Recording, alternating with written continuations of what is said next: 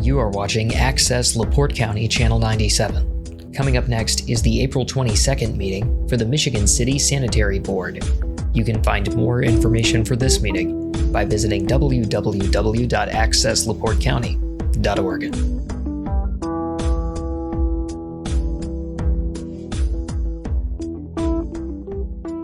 All right. Good afternoon, Michigan City, Indiana, and welcome to the next exciting meeting of the Board of Commissioners of the Michigan City Sanitary District. We get stuff done here, let me put it that way. So, and by the way, as David suggests, I announced today is my birthday, so happy to be here for all of you.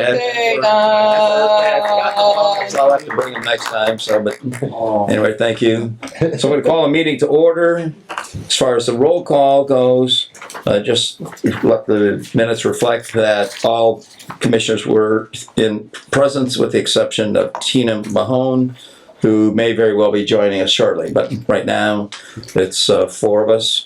So if you would put that in the record and turn it over to Jewel here relative to, we did have an executive session prior to this? Yes, there was an executive session held immediately prior to this meeting, and there were no items discussed during that meeting other than the information included in the posted and advertised notice, and there were no final decisions made during that executive session. If there are any commissioners that would dissent that certification, you can do so now. If not, you can move forward with the meeting. Hearing none, we're going to move forward. All right, moving to our standard agenda. Minutes and board action. Approval of the executive session minutes of March 25th, 2026, and of the regular meeting minutes of the same date. What's the pleasure of the commission?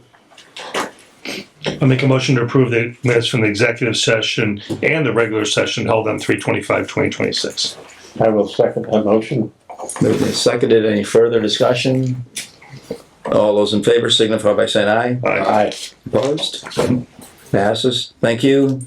Next item is public comment. Before we get into public comment, I would like to encourage people that would like to make public comments. A couple things. One, to try to be distinct and concise in your comments and limit them to 3 minutes. And also, as far as if you have a specific item that you would like to address on the agenda later on in the evening, afternoon, let that be known, and we will open it up for public comment at that point in the meeting. Otherwise, this is the opportunity for your public comment now. So I see Councilman Prispolinski. Yeah. Good afternoon, board members and everybody. City Councilman Don Prispolinski, 215 Gardena Street. Couple items that I would like to bring up, and it has to do with the perception of and how Michigan City looks as people come in to the city and travel up and down Michigan Boulevard. The number one item, and I talked to Sean Smith from the street department, and that's the cleaning of the median from Johnson Road out to the 212 Cloverleaf. And Sean said that that's a responsibility of the city. You know, they have a street cleaner out there next week. However, I guess there are drains that run in the middle of the road, and they want to make sure that the drains are cleaned out so the rainwater can drain off the street. The second item is the condition of the greenways on Michigan Boulevard, and I know we have a contractor that's supposed to be doing that. But as I traveled this today, it's like somebody took one swipe with the mower, and that was it, and didn't cut anything else. Dandelions, I guess if you wanted to make dandelion wine, that would be the place to go out there and pick them, and you could have them all over. I mean, I don't think we haven't fertilized out there, we haven't put weed killer down there, there's no mulch out there. To me, it looks bad. I travel other communities, central Indiana, around the Indianapolis area, and you don't see that. You see everything is spruced up and ready to go. So I don't know what the plans are, but I was hoping that we could get something put in place and get that taken care of. Thank you, Mr. President. Thank you. Do we want to try to address that now or put that off for next meeting? It is on the agenda for later. It is later on the agenda for later? Yeah. Yes, sir, next. Thank Scott you. Nolan, 200 Kimball Place. A couple things I'd like to bring to attention to the board, things that have been brought up in other meetings. This might be duplicative. We have people here who actually have these concerns as well. One of the things I want to bring up is that the Lafayette Connector combined sewer disconnection program, I guess that's when we're going to have the Lafayette Connector finally put in use, which leads to its outfall. The outfall thing, I think this might actually be on the agenda later, but if you could address how that's going to happen or when, that'd be great. Also, we've had a lot of community conversation about our ditch maintenance. As you all know, I see it's also on the agenda. I have pointed out that in fact, perhaps the last 20 years, things weren't going so well on that, but we have a plan now and we are doing it, but perhaps you might want to address that. And more importantly from that is, I think allegation's too strong a word, but it has been said that for over 20 years, this department has been receiving some $500,000 a year for ditch maintenance that apparently hasn't been used for ditch maintenance. Theoretically, that's millions of dollars that has been, I don't want to use the wrong words, but not used for the ditch maintenance. We'll talk today. And maybe perhaps you'd like to address that. Yeah. On a final note, with what Councilman Przybylski said, I understand his concern with weeds. Dandelions are a funny thing. The latest recommendation, being Earth Day, is that we in fact don't even cut our grass in this area until May 1st. It really helps the local invertebrates, local bees, insects, and as much as we have been trained not to like dandelions, they're an early food source for early pollinators that have woken up. And I, for one, would prefer not to see us apply any herbicides or chemicals. Mowing is another matter. But just for the public's information, latest recommendations, don't cut your grass until May 1st. Don't do yard cleanup until May 1st. It's really hard to resist that urge to clean up the yards in spring. But it's for the environment. Happy Earth Day. Thanks for your good work. Thank you. Any other public comments? Yes, sir. Dave Beal, 3044 Ohio Street. Again, what these two individuals said makes my heart warm. Finally, we're seeing some light at the end of the tunnel, and I'm glad that I was able to convince some people of the validity of what I've been talking about for the last 20 years. So again, thank you. I compliment you. You started the project. I've been out there watching these excavators work. The flow of the water has improved 25-30%. There's been improvement. Appreciate that. But there needs to be more done, and I'll be bringing that forth to you shortly. Great. Well, that, by the way, just let me emphasize a little bit. Thank you for your comments, Dave. Did we get your address and stuff? Yeah, 3044. I did. Yeah, Just we got flew it. over my head, but thank you. So that's the reason we have public comment, is to actually the opportunity for the community to come to us and bring up issues.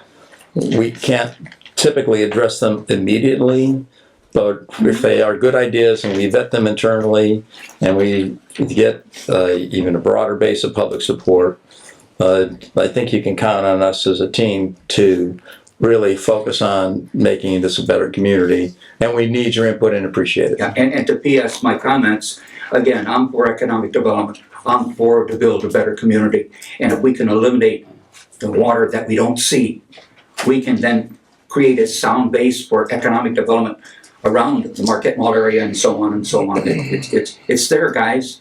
Take advantage of it. Yeah, thank you. All right, any other public comments? Yes, sir.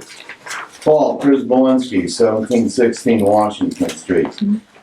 Longtime resident of the Second Ward, ex-councilman of the Second Ward. I particularly am very interested in the items on the agenda on the Lafayette Barker outfall and the ditch, Striegel Pond, and the ditch maintenance situation in our community, and the money that has gone to the department from a lawsuit that was settled back in the 70s. And for years, I've been told that we don't have money to complete the Barker Lafayette Sewer Project. Well, in that time period, if you add up the money, if that money was put in escrow, even part of it, there's been a lot of money, and those people have been suffering, because that project was supposed to encompass everything around Elston, south of Greenwood Ave, and out to the 5th Ward.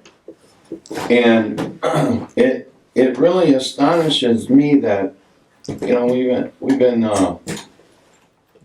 did an $8 million project on a tunnel to nowhere. And as we sit here right now on the agenda, I see that we're gonna talk about the outfall of that tunnel that hasn't been used in, I don't know, X amount of years. And I think that the sanitary district needs to be very upfront with the community on what's going on here and what happened to the money, because the money could have been used for a lot of sewer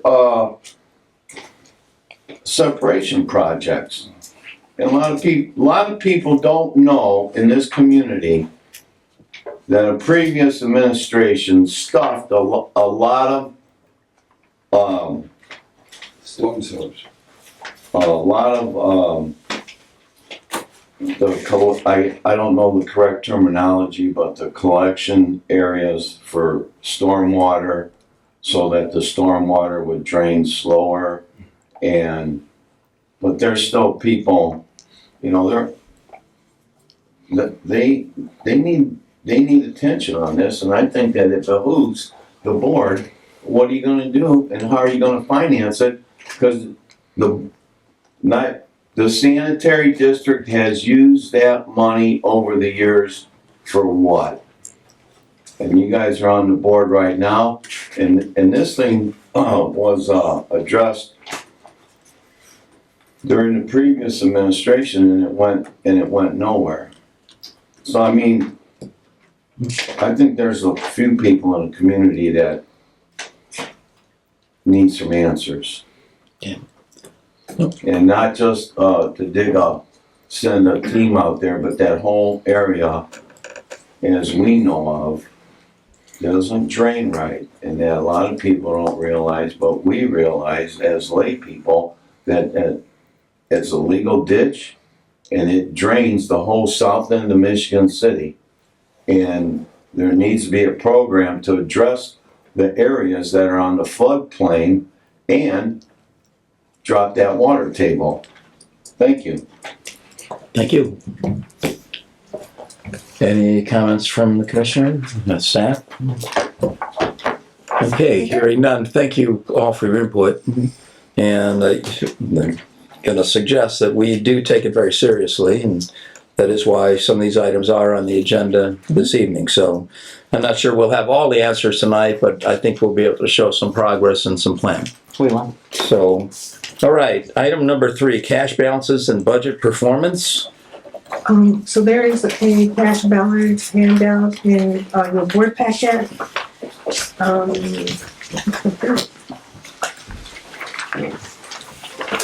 This one. No. So the sanitation refuge fund currently has a balance of $1,520,319.98. We've spent $822,838.53 year to date, or 23% of the budgeted amount. The Sanitary District Stormwater Fund has a balance of $655,756.88. We, year to date, have spent $81,264, or 11% of the budgeted amount. The Sewer Works Operating Fund has a balance of $938,502.41. We've spent $2,517,222.80, or 26% of the budget amount, but I'd like to add that included in that amount was a once a year expense that we had. So when you look at those percentages, we are right where we should be for the year. The Sewage Works Improvement Fund has a balance of $790,276.62. The Vehicle Replacement Fund has a balance of $267,677.07, and the Sanitary District Equipment Replacement Fund has a balance of $529,396.70. And if you add that and those balances and the other funds, the grand total was $5,256,664.43. Thank you, appreciate that. This report gets better every month. I appreciate the work on it. Just for the board to note, I assume, and Rhonda, you can correct me if I'm wrong, in the column, if you looked at the budget amount, and then if you look at the column to the left at the balance, the budget amount, the ones that have budget amounts above the balance, I would assume we have additional revenue coming in on an ongoing basis. So with the Sanitary Refuge Fund, the Stormwater Fund, and the Operating Fund, those top three items are our big spends. And you can see we'll have additional revenue coming in under each one of those funds over the course of the year. Right. The other funds are either funds that were established from prior years or dollar amounts that are sitting more or less on our balance sheet that can be spent specifically for these activities as needed. And then you have your list of other funds underneath. So in my mind, this is very helpful, and it makes me feel more comfortable relative to our spending, relative to anticipated revenues coming in and operating against the budget. So that's, I don't know if the rest of the commissioners agree or want to comment on that, but I think it's a much clearer picture for me than it has been. So thank you. All right, so moving beyond that, you have a claims docket, right? Is that next? Yes. So included in the board packet are claims in the amount of $546,919.24. In addition to the items listed on the claims docket, there were 3 invoices that were received but not on the claims docket that we don't want to have to wait until the next board meeting. So those are 2 from Christopher Burke, one in the amount of $502.50 and one for $360, and there was one from Cronin Associates in the amount of $2,827.50, and so we're asking for approval of the claims docket plus those 3 invoices that are not on the list for a total amount of $550,609.24 from revenue and the tax levy. It's a nice summary. So what's the pleasure of the commission? I move to accept the total claims in the amount of $5,500,609.24. So, I think you misstated that a little bit, but it's close. So 500. 550,000. thank you. Bracket, 50,000. we're not in the 5 million yet. Yeah, it's okay. Much better. Factor of 10, you know. There. Decimal point. So especially since the public is questioning our financial wherewithal, so we're accountability. So $550,624. Corrected. thank you. Moved and seconded. I'll second it. Any further discussion? Thank you. Those in favor signify by saying aye. Aye. Opposed? Thank you. All right, professional services. U.S. Lift Station Phase 2 engineering proposal for Birch Tree Farms. Mr. Wallace. Yes, good afternoon, Mr. President. I've got information for the next 2 agenda items. First on the US 12 lift station phase 2 engineering. We included a recommendation letter in your board packet, but I do have a brief handout to kind of zero in on the purpose, the welcome, and importance of the project. Oh, So if you recall, we've been working on the US Highway 12 lift station project. That project was funded by a state grant, working through Planning and Redevelopment Commission. And it was through the Residential Infrastructure Fund, also known as RAF, and that's managed by the Indiana Finance Authority. For the grant, we received a total amount of around $3.6 million. And that project, that amount of financing included some contingency funds in case we ran into unforeseen site conditions while we're building the US Highway 12 lift station. Going through that process so far, we have not had much of a need to use some of those contingency funds. It's about, the original contingency was about $713,000. And at this point, we believe we still have over $500,000 in contingency left, about $560,000. So Skylar York, our redevelopment director, reached out to the Indiana Finance Authority and broached the subject of the purpose of the US Highway 12 lift station was to eliminate a bottleneck in our sanitary sewer system, where flow from, on the first page of the handout today, there's flow coming down the north side of Highway 12, all the way from the eastern limits of Michigan City down Highway 12 to the Amtrak turning bridge. And then also we have sanitary sewer flow from the Lakeshore Drive area going into that same system. So in the purple on the lower left, you can see the Highway 12 diversion.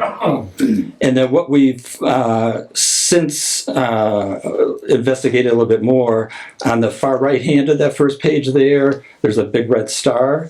That area of Birch Tree Farms is in this sewer shed that we're trying to improve with US Highway 12 lift station.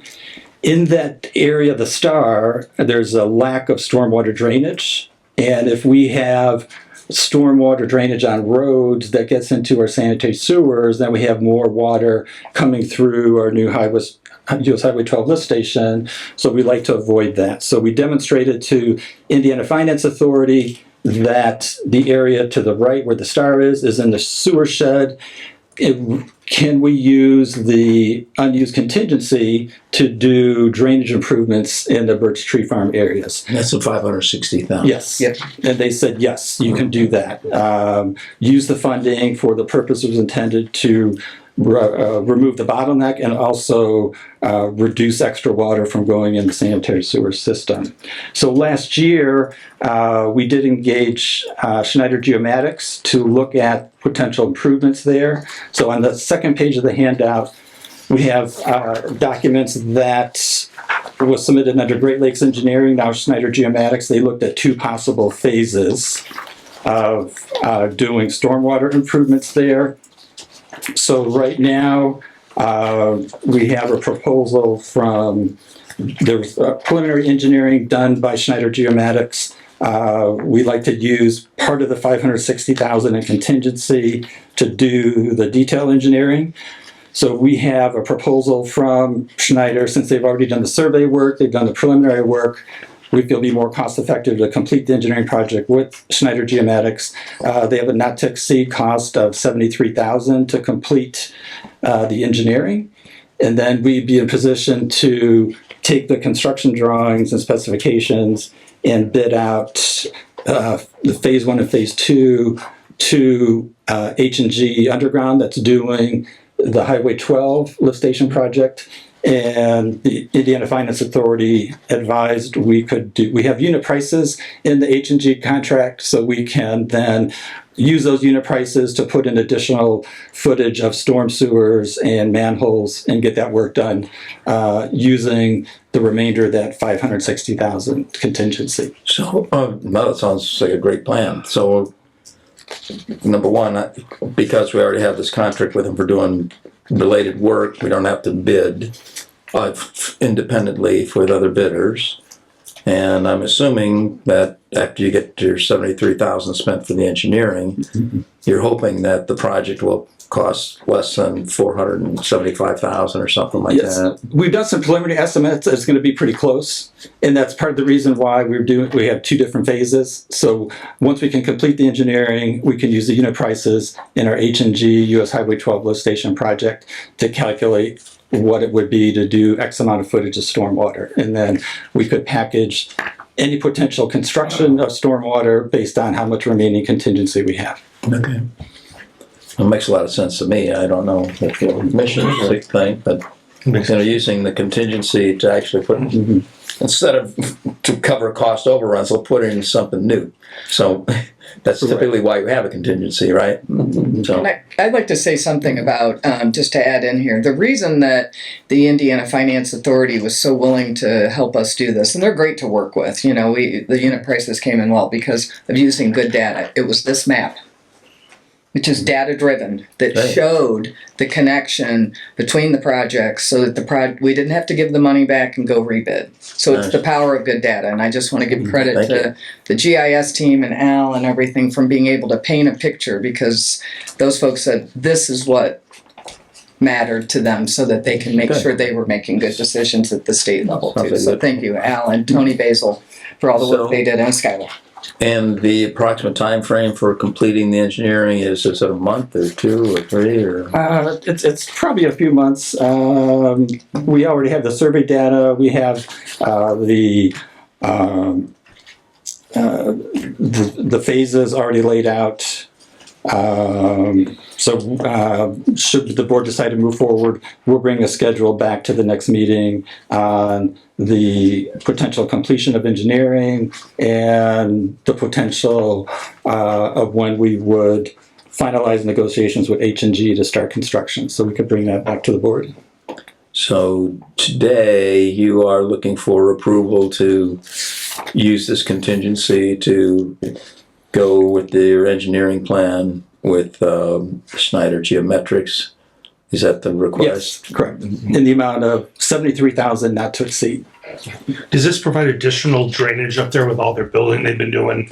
I forget the name of the project is over there. Yeah. It's separate to that. Yeah. What we're doing is we've had complaints over the years about trying to improve drainage in this neighborhood. Yeah. It's been challenging because there's not well-defined connections to the waterway to the north. Yeah. There are some dry wells out there. We do have sandy soil conditions, so infiltration is pretty good. But then the dry wells get clogged up and create localized flooding.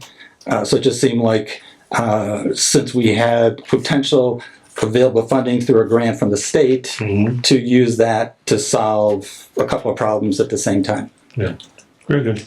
Yeah, the end of the phase 2, that last structure furthest east towards Moore Road, is replacing one of those dry wells on Birch Tree Lane. Yeah. And we have met with Tony McCree that's doing the Moore development, and so we're all in discussions with that about how that will help them as he moves into his next phase as well. They're doing a lot of building up there. They are? Yeah. So let me, before we take some action, because I just got one or two, it's more of a comment for the general public because I hadn't heard about the Sanitary District operating dry wells before. So I assume, I don't know if it's this, how big a well is it? Is it 100 foot across by 5 feet or 10 feet or? I didn't even know we had dry wells that we were managing. So yeah, the one Tim's talking about is probably the size of an oversized manhole, so maybe about 6 feet wide and about 4 feet deep. Okay. And then if different old leaves, sand, dirt get in there, we'll go out there from time to time to back that out. Okay. And interesting, you should talk about dry wells. We're looking to initiate summer internship programs for this year, and Wendy's been able to put together a program where we're having an intern here at the Sanitary District. Tim's going to have an intern city engineer's office. Tim's intern is interested in geotech work. So part of the activities we're going to have both interns do is look at certain areas where we have long-standing drainage problems and no storm sewer nearby.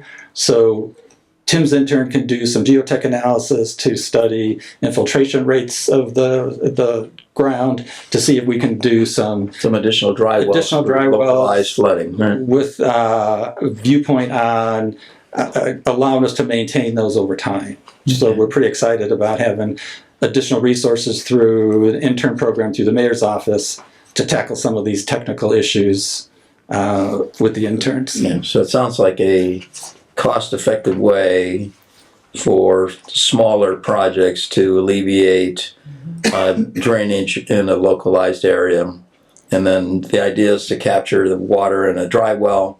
And then since you've got some space underground, that depending on the soil conditions, they give it time to seep down into the ground table. Correct. So groundwater table. Depending on soil conditions is the key part of that. You know, if we can't put dry wells in clay material, so having some technical evaluation of where those go is going to help us out.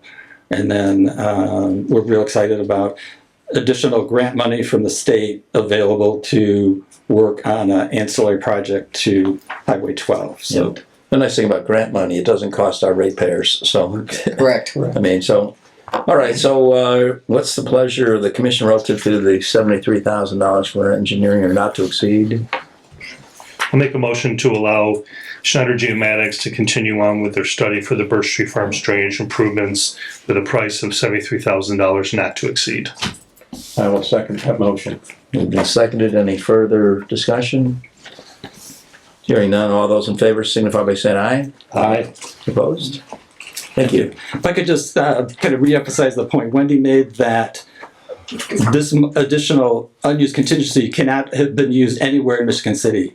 It had to be tied to the specific location in the sewer shed that the Highway 12 money was appropriated for. Okay. So we had to look within that sewer shed and find an appropriate project, submitted that to IFA, and they deemed that was necessary. That's right. Good work. Appreciate so I think even relative to even some of the public comments made, you know, we are trying very diligently to do the prudent things relative to our financing, regardless of whether it's state money or local money or federal money. So appreciate that effort. So next, are you 4.3 also? Yes. And got one other little handout for this project, more of kind of a So reminder. this is the little handout, and this is the Yes, so one of each today. Thanks, Al. You're welcome. So if you recall past board meetings, early in January, we started talking about this project. So this is out on the northeast part of Michigan City where Highway 12 intersects with Muir Road. So Muir Road is the boundary of the city at that point. A couple years ago, we'll be reminded, 2013, 2014, the district did a bond. Part of that bond paid for extending sewer in this US 12 Muir Road area. Fast forward about 14, 15 years, NDOT is now going to replace the culvert under US Highway 12. And in the handout, the little red cloud, that's where the culvert will intersect our existing sanitary sewer pipe. A little further down on the page, there's a blue line I kind of colored over. There's a water main there as well. So we have a sanitary sewer and a water main that will be interfered by the new NDOT culvert because they're putting a larger size culvert and make it a little deeper. So they've approached the city utilities and said, your utilities are in our NDOT right of way. They're going to interfere with our project, so you have to move those. As part of that, they're going to pay some of the construction costs. We discussed that a little bit back in January. I'll get updated numbers at the next meeting. We have engaged Lawson Fisher Associates. Since they're doing all the design work for NDOT, they've got all the survey work, they're doing the permitting. So both Water Department and Sanitary District agreed to have LFA do these small little utility relocations for them. In the green circle on the handout, I've illustrated where the new sanitary sewer is going to go. It's kind of go a little bit to the southeast. south of where the culvert's going, so we don't have any elevation issues. All told, we need to put in about 180 feet of 12-inch sanitary sewer pipe and 3 manholes to get this relocation done. I have the full set. It's a small set, 6 pages of the water and sanitary relocation plans. I have the detailed bid specifications prepared by Lawson Fisher. Both sanitary and water have talked with Lawson Fisher. We've asked them to use the standard engineers joint contract documents committee specifications. They've done that. We provided the local Michigan City EEO compliance packet that was the new one issued about a month ago. So all that's in there. So I have the drawings and specifications from Lawson Fisher, and talking with Chris Johnson, who's here today from the Water Department. Water Department's agreed to take the lead on bidding the project out. The first step in that process was to come before the Sanitary District Board today and ask for authority to public notice the Michigan City Sanitary District US 12 Amir Road Water and Sanitary Relocation Project for public bids. If the board agrees to do that this afternoon, then at the next Water Department meeting, their board will be reviewing the plans and specs, potentially approving authorization to publicly bid the project, and then Water Department would issue these and obtain bids. At some point in the future, then, we'll have to bring back to this board an agreement between the sanitary board and the water board on future payment of construction costs. But Because I would assume their customers will pay for water, our customers yes, will pay for sewer. all the bid documents identify what's being done for sewer and what's being done for water. Yeah. So there'll be a clear delineation of that. And we're bringing it to board today because time is of the essence as the NDOT contractor for the culvert replacement. They're scheduled to do work later this year, and they can't do that work until the sewer and water utilities are done. So, and a little bit more of a technical question for me.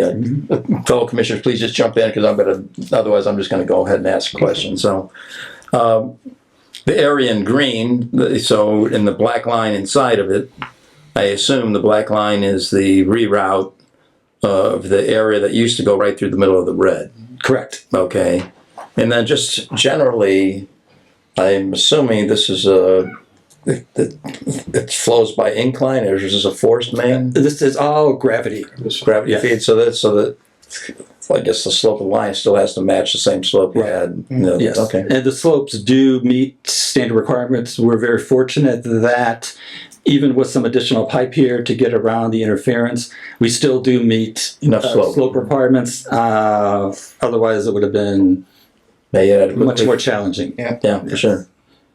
That was more of a curiosity thing on my part. So, Sure. So you're looking for approval from us to engage the water department on our behalf to more or less lead the project for us in terms of putting the bids out, or I mean, I assume we would be consulting during the actual It's construction. just bid process, Yes. to start the bid process. Yeah, just approval to allow public notice of bids being taken on the project. Okay, and then we'll be involved in the decision on awards. Okay. Al, it looks like we're tying in at each end, back into the Muir Road sewer and existing manholes. Are those manholes durable enough to have another hole punched in the bottom at the invert line? Yes, we have capacity to do that. So we saved a couple manholes by doing that. And we did kind of move the first manhole kind of on Muir Road. They had it going straight south, but the pipe going south of Muir is only a stub for future, so we're able to lessen with the 90-degree angle. So we just kind of go over on about a 45 now before we head across the ditch. So we did make some changes to allow for better sanitary flow through there on Muir on the south side. Okay, what's the pleasure of the commission? I'll make a motion to approve and allow the water department to do public notice and solicit bids for the US 12 and Muir Road ditch utility relocation project. I will second that motion. Moved and seconded. Any further discussion? All those in favor signify by saying aye. Aye. Opposed? Motion carries. Thank you. Chris, thanks for helping us with this. It's a good joint effort. Come on up. It's always fun when they tell you you got to do it. Yeah, well, it kind of gets things done, doesn't it? Come on up. So the next item on the agenda is our memorandum of understanding with the water department. This is something we've been talking about, but more important than that is the teamwork that we have, breaking down the barriers between our departments, getting rid of some of these silos so that we are looking at projects together, spending money more effectively, using our technology together, which is a theme, some of the questions that come up here tonight. And so Chris and I talk probably more than we even want to, and text more than we want to sometimes.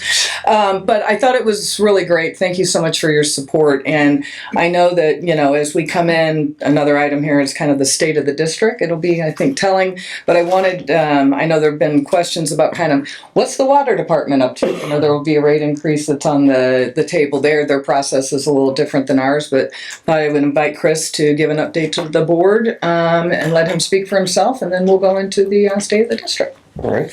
Well, I brought copies of, this is the council presentation that I made back in December to let the city council know what was going on. Great. And I got this one. I should have plenty more. Oh, You bet. Got Do we it. need any more? I think we're good. I've got some for folks. I got enough I got 3 more copies. Okay. It's a public document. It was Yep. presented live. So basically, back in 2015 was the last time the department did a rate adjustment. And we were very fortunate over the years to be able to continue to get our work done and have our growth match inflation. And that's basically how we managed to go 10 years without doing a rate adjustment. Of course, as everybody's well aware, inflation took a sharp turn, and so of course now we're at that point where we need to make adjustments. We have a lot of smaller projects to do, and so what we've decided to do is we went ahead and we produced our capital improvement plan. Got that approved by our board. We laid out projects for a long period of time. And then we're looking at about $12.5 million a year in improvement work. And of course, our current rates couldn't handle that. So as a department, the Department of Water Works generally bonds most of our projects. Part of the reason for that is State Board of Accounts, Indiana Finance Authority, with regard to SRF funding, doesn't like giving money to utilities that have what they consider low rates. And we do have extremely low rates to the benefit of our customers. So we focus a lot on bonding instead of trying to do SRF funding. just for clarification for everybody, SRF means? State revolving fund. Thank you. And that's an opportunity for either low interest loans or possibly even grant money. That being said, basically, we were originally going to have the city council approve our bond ordinance, but looking at what our laws are that govern our particular utility, we decided that, and we determined that our board actually has that authority. So I don't think the city council was too upset that we were doing that. And of course, we are regulated by the IURC, so we have to go through that process as well. Whereas, if we were, I think the sanitary district could make their adjustment through city council action. Right. But we have to go through the IURC. So basically, right now, our big issue was this inflation. 2015 through 2020, I'm at page 5 if you want to follow along. 2015 through 2020, the average inflation was about 1.77%. 21 through 24 averaged 4.94%. And then 2025, when I produced this, it was at about 2.35%. So obviously, you can see that makes a big difference. And then, of course, we have these projects. The next page just provided some information about how prices have changed for us.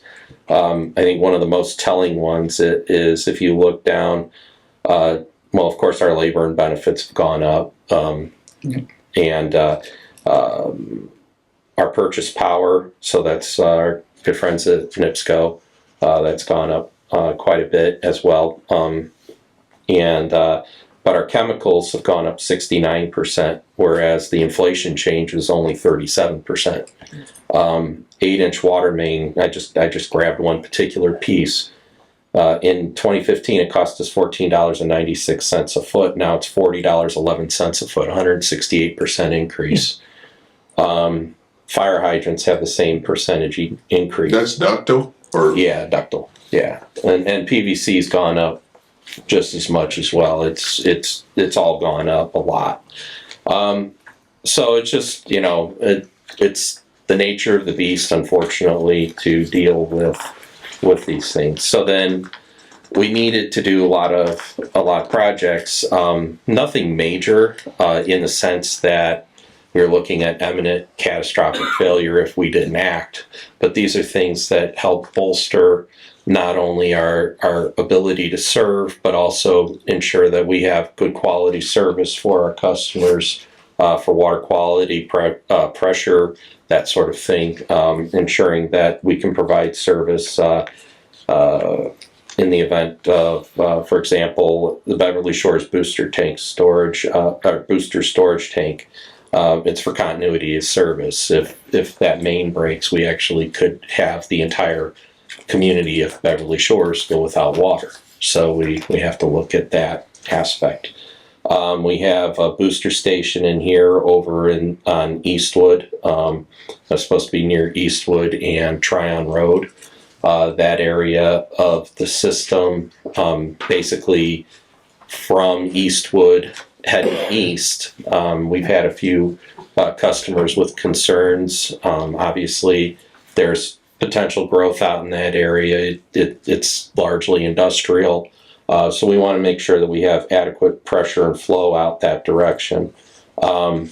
This also will benefit our areas along US 20, where recently the Department of Sanitation and Water Department did extensions for area that was annexed. So it's all part of that benefit of that. We would like to cover our basins at the plant for safety purposes and to improve some water quality issues. We have some roof replacements.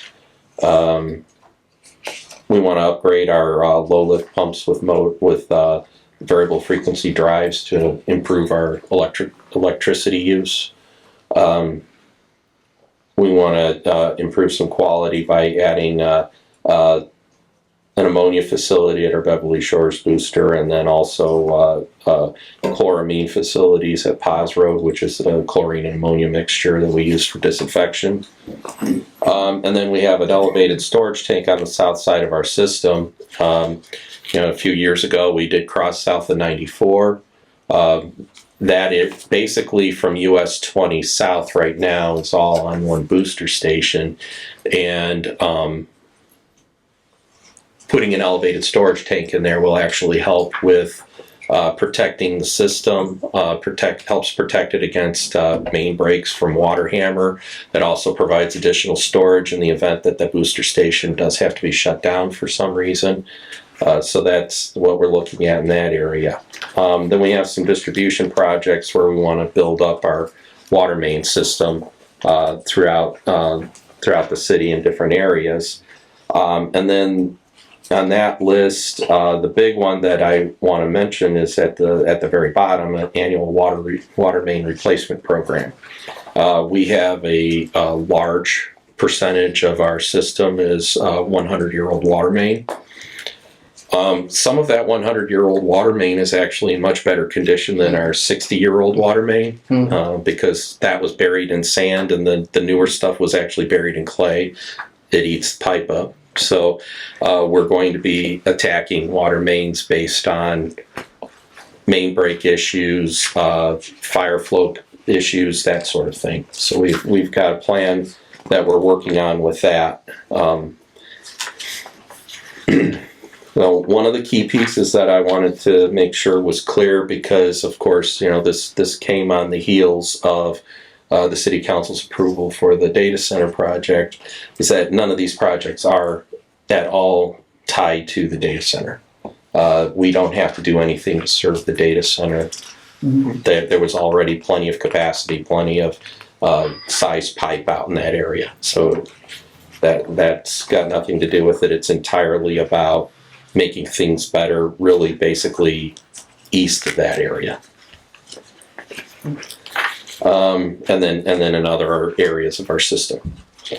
As I said, a large amount of our main is old. 44.7 miles of water main is greater than or equal to 100 years old. And 8.2 miles is 95 to 100 years old. So the average lifespan of water main is 100 years. So if you get more than 100 years, you're already ahead. So we know that we're going to have to get some work done. That's going to happen. So the total value of these bonds, what we're looking at, is around $60,500,000. That's including some contingency. We're going to break this down into two phases. This way, number one, we have to get all this work done with. When you bond, you have to get it done in a 3-year period. So we can't get it all done in 3 years. So the first phase, which will be late in the year of this year or early of next year, is just under 35 million. And then the second phase would be in 2029 at just on about 15,600,000. And what we've done then with the rates is we looked at a 3-year gradual increase on the rates. So it's not hitting the customers all at once. It's a slow increase. Our current residential monthly bill is $23.09. That's based on 535 cubic feet. So basically, if we get everything that we're asking from the IURC, the increased bill would be $32.30 in 2027. It's an increase of $9.21. And then in 2028, the bill would go up to $35.58 for an extra $3.28. And then in 2029, the bill would increase again by $3.62 to a total of $39.20. After 3 years, the total increase is $16.11, which it's a pretty significant increase over where we're at today. But if you look on page 13, and actually, folks in the audience want to have a copy of these, you can pass these around. On the back of it is a chart that I think is really important to see. It looks kind of like this. So we got a comparison of our rates versus other communities in the area, what the state average is, and what the Northwest Indiana average is. So, as I said, right now we're at $23.09. We are the yellow bars. At the beginning of 2025, that was the last time this data had been collected. The town of Dyer and the town of Sherrville were just a little bit under us. LaPorte was a little bit more than we are for the same volume of water. They were $26.12. Valparaiso at $34.47. The state average at the beginning of 2025 was $39.52. So we're well below the state average as we are today. The Northwest Indiana average is $42.26. And then there's 4 bars to the far right. And all 4 of those, well, let's see, Chesterton, Hobart, and Portage, all 3 of them are Indiana American Water. Crown Point buys their water from Indiana American Water, but their rate is there. So as you can see, even when we get to our full rate of $39.20, we'll still be below the beginning of 2025 state average, and we will be below the beginning of 2025 Northwest Indiana average. So we're, one of the best deals when you consider what we get out of Lake Michigan and what we can get to our customers. So basically where we are right now, of course, the Waterworks Board approved a rate ordinance on November 10th. We approved a declaratory resolution for bonding on November 25th. We had a public hearing on December 9th. We had a confirmatory resolution with the bond ordinance that was voted on at the December 9th Waterworks Board meeting, was approved. We did file our rate case on March 5th, and we're in the process right now of going through all the discovery and conversations between ourselves and the Office of Utility Consumer Counselor. They're the group that's job is to look through our rate adjustment request and pick it apart, so to speak, to determine if we are asking for a fair rate from our customers. We will still have other things coming up. There's even going to be a public meeting. The date and location of that hasn't been set, but that will be here in Michigan City. We just don't know where yet and what date exactly yet. But those things are all in play in process right now, being worked on.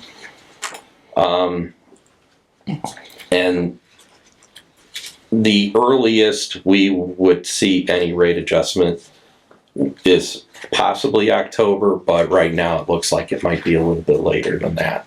Right. So, and that's pretty much everything we've got going on with that. Okay. So, Chris, question, and I'm Yeah. probably 100%. What percent of your 44.7 miles of 100-year and 8.2 miles of 95 to 100-year-old pipes are under pavement?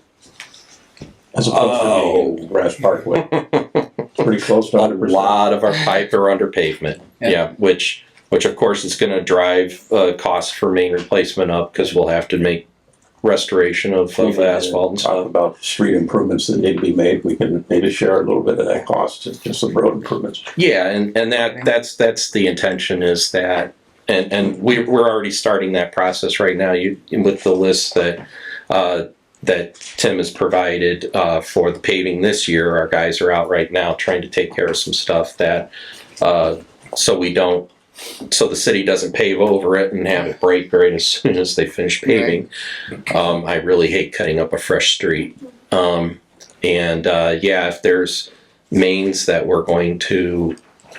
we can align, where we have the opportunity, we can align our main projects with other city projects to try and, number one, prevent that situation of breaking something after the city's just paved it, but also if there's opportunities to share costs and reduce costs. I'd like to make sure that we, as sanitary district, are replacing any of our sewers that need to be replaced at the same time as well. So Right. Alan and I talked about that. Yeah. So there'll be coordination in that. The big thing is making sure that we have the funds to attack that program earnestly, because right now we don't really have the ability to attack that program. There was one item that we were looking at doing that was in our list with the state. I didn't specifically list it, but We were looking at, we have what's called a lead gooseneck. It's a lead connector. It's not a lead service. And we have a few of those left in the community, around 1,400. And that was also supposed to be part of this dollar amount. We actually filed a request from SRF back at the beginning of April on this because SRF changed their tune a little bit when it came to lead service replacement. So if we are fortunate enough to get money through SRF, then it won't become part of this, but it's currently in here in the event that we aren't successful. We'll find out about that in a few months. I appreciate you coming and giving everybody an update because it's a good lead into our next topic. So, well, and then questions. I'm sorry. Go ahead. I was going to say on that MOU that Wendy mentioned that's the Department of Waterworks has had an old agreement with the sanitary district because the department is handling the billing on behalf of the sanitary district, and so that needed an update. So we're going through it in a broad fashion to make sure that we handle multiple things at the same time. So if you guys don't have any questions, I've got it's a general policy question. It's one we're looking at within the sanitary district. When you serve areas outside of Michigan City proper, are they served at the same rates, or are there cost allocations that go to them? Because, for example, you mentioned two of them on here, the elevated storage tank for south the expressway, or I'm assuming that serves part of the city also. Same thing with Beverly Shores. Do you allocate costs to either one of those separately, or is it your water rates are across the service territory the same? Our water rates are across the service territory the same. Okay. And the main reason for that is that, so for example, in Beverly Shores, actually the town of Beverly Shores paid to put all that water main in and the booster station that's there. Sure. So they handled that through a bond and through their taxes to pay for that. We operated it, and now we have since taken it over because their bond was paid. Basically, the way it works for us is that everybody is kind of in the same pool. And so our projects are going to hit in different areas, and that's why none of our projects are we don't have a bunch of projects in just one spot. We've got them spread out throughout our system. All of our development for the Department of Waterworks has always been on ratepayer expense. I believe some of the work, especially in earlier years of the sanitation work, was actually done through taxpayer expense, which is part of the reason why a lot of sewer utilities have a higher rate for areas outside of their city boundaries. Yeah, it's more of a policy question. Well, it's a direct policy question in terms of who's paying for what and who gets what benefit. So right now, if we do, like for example, when we took over Potawatomi Park, there was some expense that had to happen specifically there to upgrade the water mains in the community, and that was an additional fee that was charged to the customers in that community until that was paid. Yeah, it can be handled in multiple ways. I'm just looking for, I guess, and depending on which side of the fence you're on, it's Michigan City residents go, well, anybody else should pay more that comes on our system. People outside are going, well, you had the benefit of this big base for a long time. Why wouldn't you include us? Because we're going to help you with your main plant or operating. Or it's there's no right or wrong answer, and neither one takes. Depending on how you do it, there's always an accounting relative to, and cost relative to the accounting too. So, well, and the other piece of it too is that those customers that are outside of the city limits also help keep the price low for the folks inside the city limits, because you're spreading it over a larger area, a larger number of customers, and that that's the benefit that, Right. that folks within the city limits are getting for folks being outside the city limits being on our system. Just how you just, I was just curious what your policy is, because I know we will be looking at some of that as we move ahead here, so. Yeah, Yeah. absolutely. And it also impacts what we do relative to economic development in terms of supporting surrounding communities versus what we are doing specifically within our community. Absolutely. So, Yeah. All right. all right, Thank you. thank you. All right. Thank you. All right, thank you. A couple of questions out there. Yes. Well, we weren't gonna open for public comment, except at the front, but unless you identify. A temporary recess. That's up to No, temporary recess. We have a lot on this Now, agenda. we're not a recess, but I mean, are you want a temporary exemption or a? Well, I have a report from Mike, from the county auditor, in regards to how much money the sanitary district received over the last 10 years through ditch maintenance, and I'd like to present that to the board to be on record. But not at this time. Not- So okay. we should have that as an agenda item if we're going to Okay. allow that or not. I'm not All trying right. to necessarily close things down It'll unnecessarily. be coming up shortly. So, Great. all right, thank you. Because we're going to talk a little bit about it, so I think it'll help be germane to what you're providing. Good. Okay. I just want to contribute. All good. No, appreciate it. Then there was another question from the public. Do we want to accept that now or not? Briefly. Get a copy of this. Yeah, of course. Here you go. It's up on the city website too, but sometimes I know that's Okay. not always easy All right, so to we'll- download, and sometimes it gets, but there's extras if anybody wants one. Okay. Yes. Okay. Okay. We're good to go? Yeah, and so we'll Thank you. go in, thank you so much. No, I appreciate it, Yeah, and there thanks. is a lot to cover, and I think this issue is coming up, and then we'll see if You we can read keep my mind, working it. I'm trying to read your mind. All right, well, good. Well, then, there's a lot to do, so we'll get going. So was that state of the district? Is that what's next? Yep. I like that. It's exciting. And I know it's long, but we're going to do our best to give you some pretty good information. And it starts to answer a lot of the questions that have come up. So thank you so much. And thank you to the board and Chris and everybody here. We've done a lot of work in the last 16 months. It's been mind-blowing, actually. And it's nice to finally bring some of this all together in a data-driven way, in a partnership way, and I hope it starts to answer some questions, and it answered some questions for us too. So we will get going. So the theme of this is management matters, and we've been at this pretty hot and heavy with all of you, like I said, for the last 16 months. And there will be more to follow. Do I go to the top one? Side. On the right.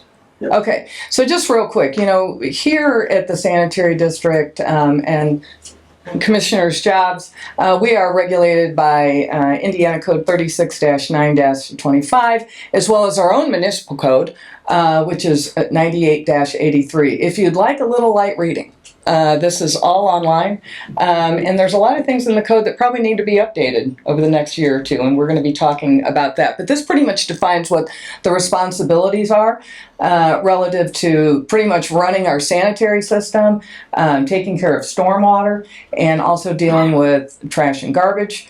We're trying to really do an environmental job here. That's ultimately why sanitary districts were created, to help improve water quality and public health. We do collect revenue to make this system work, and we've got to have that revenue pay for constructing improvements, additions, and extensions. And then obviously we're also tasked with stimulating growth. Responsible and sustainable growth is what I'm going to add to that, by providing adequate sewer systems in the treatment plant, the drainage facilities, and the garbage collection and disposal. When we first got here, we're going to set the stage a little bit, and I think it's important knowing what our responsibilities are, and to do this effectively and efficiently and cost effectively. We're trying to be accurate and to comprehensively manage assets and financial planning, which of course has come up in comments definitely over the years. And so in looking at an inventory of all of the documents that we needed and the plans we needed to do our job, you have a list here, and they go from the actual capital improvement plan all the way down to refuse cost. And you can see as of 2024, when many of these folks started to come on board and Mayor Angie took office, on the right-hand side, you can see whether or not that required document and information was available and provided here? And the answer to almost every single one of these was no. So when you say required document, they're required by who? In order to meet the intent of the statute and to be able to manage our assets, including what's required by the Indiana Department of Environmental Management and others, these are the things that we need to actually do the job right, including a capital improvement plan. Did not have it. We've got one now. We'll be working more on that. We have had really good maintenance staff, and we really appreciate our maintenance staff and what they're doing now. Part of what needed to be covered under that was provided, but the maintenance schedule for the treatment plant was not comprehensive. We're fixing that as well. All of the rest of these plans did not exist. And I think it's important to understand what was deficient, because it's really hard to manage if you don't have the information and the data to manage it with. Otherwise, you're shooting in the dark, and we don't want to do that anymore. Anybody else can chime in. Al is going to take over some of this, but I thought it was really important to show what we had when we got here. Again, management matters is pretty much one of our goals. As of February of 2025, this senior management team was put into place.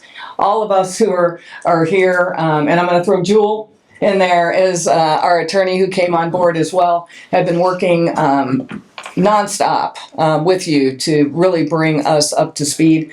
And as Al asked for all of our years of experience. And so collectively, we've got 180 years of work experience to deliver these results that are required also by Mayor Angie. We have been tasked from day one to get things in better shape, to manage for the future, to be more fiscally responsible, and that's what we're doing. And thanks to your leadership, we're also getting a lot of that done in short order. Here's our themes. We want to stop kicking the can down the road and avoiding our critical decisions that need to be made. Deferred maintenance is the enemy of public infrastructure. We've had a lot of deferred maintenance. A lot of it hasn't been paid for and funded, and that causes problems. We want to, there you go, those are the first two. We want to utilize a better data-driven decision-making process. That's why I mentioned the maps. I'm sure we'll talk more about that information as well. But it needs to be better data equals better decisions, period. We want to use a growth pace for growth strategy, right? In terms of protecting our existing customers, people who have already paid into the system over time, as well as accommodating new customers. But it needs to be sustainable. We can't just run pipe everywhere. We've got to really think that through and what that means and how we pay for it. And then thinking about the future today, because some of us won't be here in 20, 25 years. We'll be retired, hopefully. But we're going to need junior people and younger people to come keep this place running. We want to leave it better than we found it. That's the goal. And so that's one of the things that we're working on. This is probably the first comprehensive update on the status of our asset management and financial stability plan since, I don't know, a decade, maybe longer. And I want to give credit to Al because he did a lot of work on this presentation. I am not a graphics guru, but I think that we've really, again, as a team, this whole team deserves credit to get this pulled together, and I hope it's useful for all of you. This is the team right now. We've got the management team. That's myself, Rhonda. Al is our district engineer. We've got our capital improvement plan consultants. You've met all of these people. They've been at our meetings. CDS engineers, Christopher Burke, done a great job of partnering with us. We have our financial consultants, Buzz Crone with Cronin Associates and his associate, Brandon. You've been on calls with them. They've been helping us with all of our getting our money straight, if you will. We also have additional legal counsel from Denton's. That's on top of some of the larger issues. Jewel does a great job of getting our day-to-day and our bigger issues taken care of.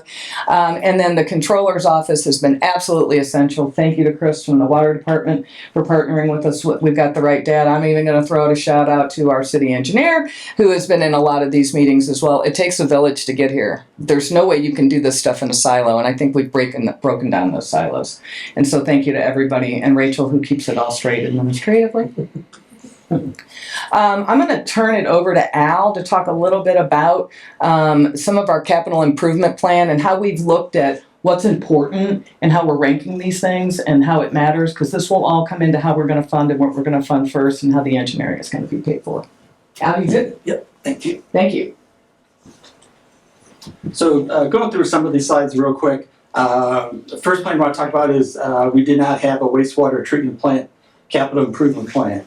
These are the different processes and equipment we have throughout the plant. And we didn't simply look at age. So if we would have looked at age, there's two items, the digesters and yard work piping that are very old. So 1 is a good score, 0 is a good score, 5 is the worst. So anything 5 is shaded red, the zeros are green.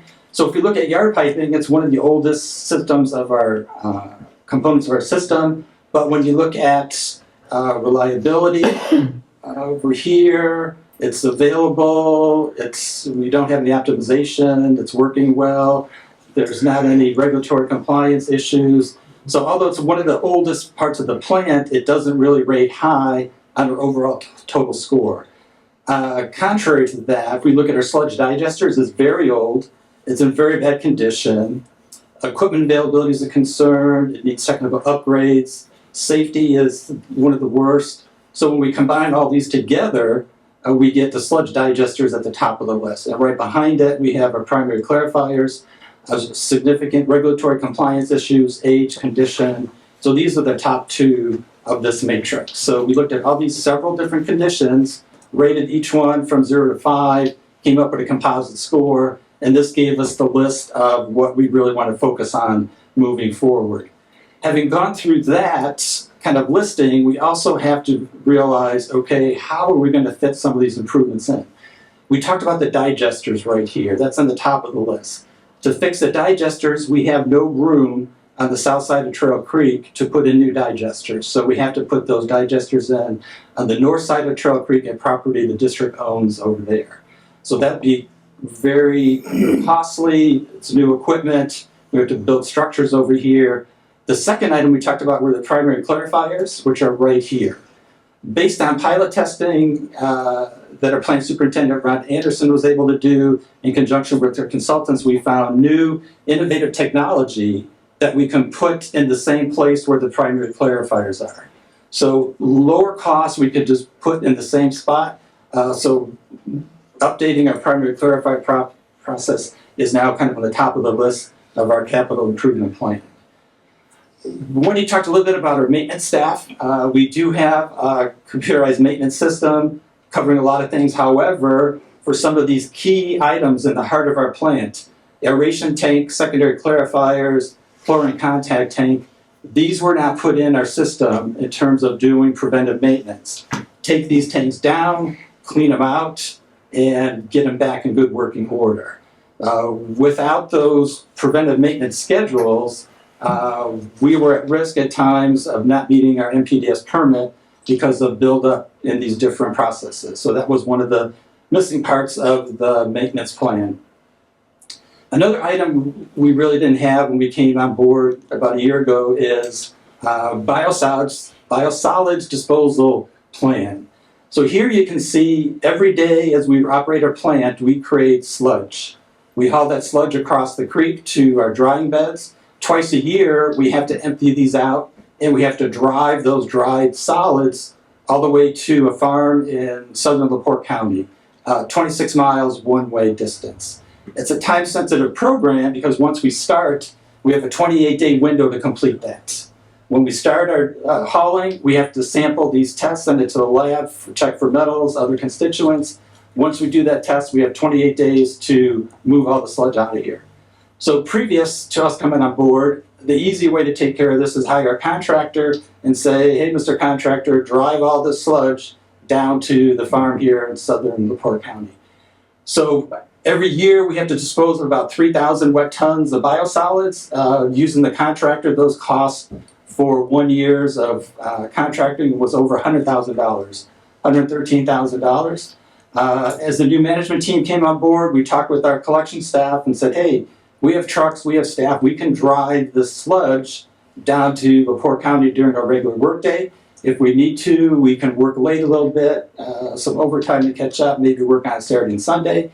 So we've determined that to be able to haul 3,000 wet tons during a given year, when we add limited amount of overtime it takes to meet our time window, and we add in fuel costs, that then will cost us around $11,000. So we're now saving over $100,000 per year and not having to hire a contractor to drive our sludge. It's a 91% cost reduction. So again, it kind of talks to the theme when you talk about management matters. And then as we leave here at some point, as some of us retire, we've now taken this methodology, put it in a standard operating procedure, so those of us who follow will have this institutional knowledge and they'll know what to do to move sludge. So we've come up with a more cost-efficient process and put in procedures to make sure we can do that moving forward. A second example we want to show is how two different management teams make a decision regarding using innovation. So in 2014, the EPA analyzed a new type of sewer inspection equipment. It's based on acoustic sound testing of sewers. The EPA said this is new inspection technology. Sanitary districts, wastewater treatment districts should start using this equipment. So the previous management team in July 15th, 2021, they had a field demonstration of this equipment here in Michigan City on Pearl Street. So a vendor came out, brought the equipment, they tested several manholes on Pearl Street, the sewers connecting them. The management team decided they do not have a need to pursue this new technology. They're going to continue with video inspection and sewer vac cleaning. So when we came on board in January 25, February 28th, we started using the SLRAT equipment here in Michigan City. Here's the results. Last year in 2025, we inspected 71 miles of sewers using the new SLRAT equipment versus the 6 miles inspected with video inspection in 2023. So doing 71 miles a year, we'll get through all sewers in the city within 3 years. And here's kind of the graph, 2023, 31,000 feet of sewer inspected. Last year in 25, 376,000, 12-fold increase. We're required by our NPDES permit to inspect all sewers within 3 years. Previously, we're on a 20-year cycle to get through all sewers.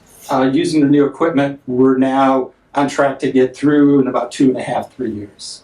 So we believe this was wasn't very expensive equipment, less than $30,000 for the 2 units. We had a spare van that we repurposed, put some illustrative language on here to explain what we're doing, and it's been working out real well for us. Another plan we were kind of missing was a combined plan on what are the needs throughout all of Michigan City with respect to sewers, lift stations, and stormwater drainage. So working with our consultants, we've come up with different projects on sewer lining. In older neighborhoods with urban trees, we have 100-year-old sewers, clay sewers with root infiltrations. We need to do sewer lining. We have different rehabilitation. We have some sanitary sewer septic system clusters within kind of the urban area in Michigan City. So this area on North Risky, all these homes are served by septic systems. At Carroll and Michigan Boulevard, they're the low spots, so they're served by septic systems. We're looking to eliminate these septic system clusters by extending sanitary sewers. All the yellow dots are lift station upgrades. We've determined we could eliminate the Cool Spring lift station at Risky if we put in some sewer down Risky to Greenwood. We have the Monon stormwater pump station. We want to upgrade the pumps there. And then we have the Lafayette Barber outfall. So we've kind of a draft now with some preliminary cost data on the major projects we want to initiate across the city. When it comes to comprehensive ditch maintenance, in 1972, when the district was organized, all the legal drains within the corporate boundaries of Michigan City were transferred from county to maintenance by the sanitary district. Some of the ditches have been piped, so they're no longer open. The remaining long ditches are white ditch up in the upper far northeast corner. We have Beck Ditch nearby, and then we have the three-bow arm of the Kinsel Ditch. So as we last summer started looking at the need to put together a comprehensive ditch maintenance plan, we identified this three-bow arm of the Kinsel Ditch as the number one area to assess. So we've done inspections, and last Friday we received a report on that ditch. So for managing not only legal drains, but all stormwater within Michigan City, we have a stormwater tax levy fund. So anyone who owns property in Michigan City pays a small component of their property taxes into a stormwater fund. Annually, currently that raises about $700,000, between $700,000 and $800,000. Part of that funding goes to pay a portion of the staff's salary for collection sewer techs who go out and clean sewers, mow ditch banks, mow the ditches. It also pays for doing small inlet repairs, and also pays for doing various cleaning of ditches throughout the city. So the stormwater money is not only for legal drains, it's for managing all the stormwater in Michigan City. The other component of the ditch maintenance plan we're putting together is looking at our culverts. So as you drive through Michigan City, you don't really see them because they're under the road, but we have many large diameter culverts, 5 foot, 6 foot, 7 foot diameter culverts. These are culvert pipes you can walk through.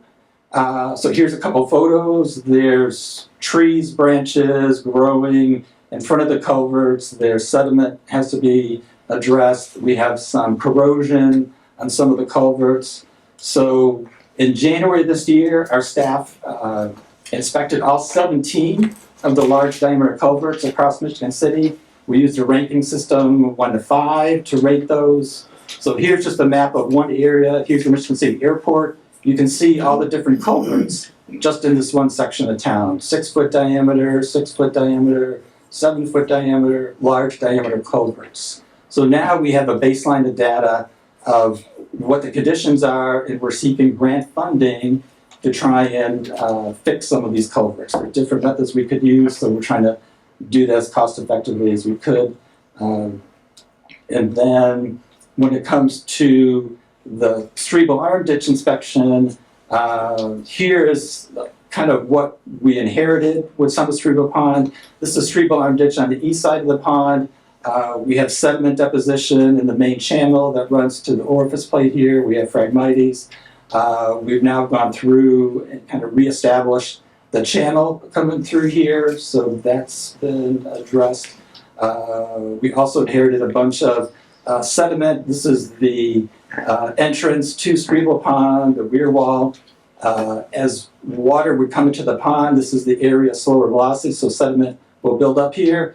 And based on the inspection report, there's kind of an extended area of sedimentation, so we're scheduling to get that removed in the spring. And as we started looking for... So let me just a quick question. Yeah. When you remove that, is there special issues relative to where you put the material? Yes, based on drainage law in Indiana, this is a legal drain. So there's 75-foot easement on either side of the legal drain. The legal drains are typically in agriculture areas where there are many buildings. Once you get inside the city, some legal drains are converted to urban drains, and that easement then is converted to 25-foot. But generally they recommend as you remove the sediment, you side cast that along the ditch. We do have an area a little bit north on Three-Bow Arm Ditch that was abandoned.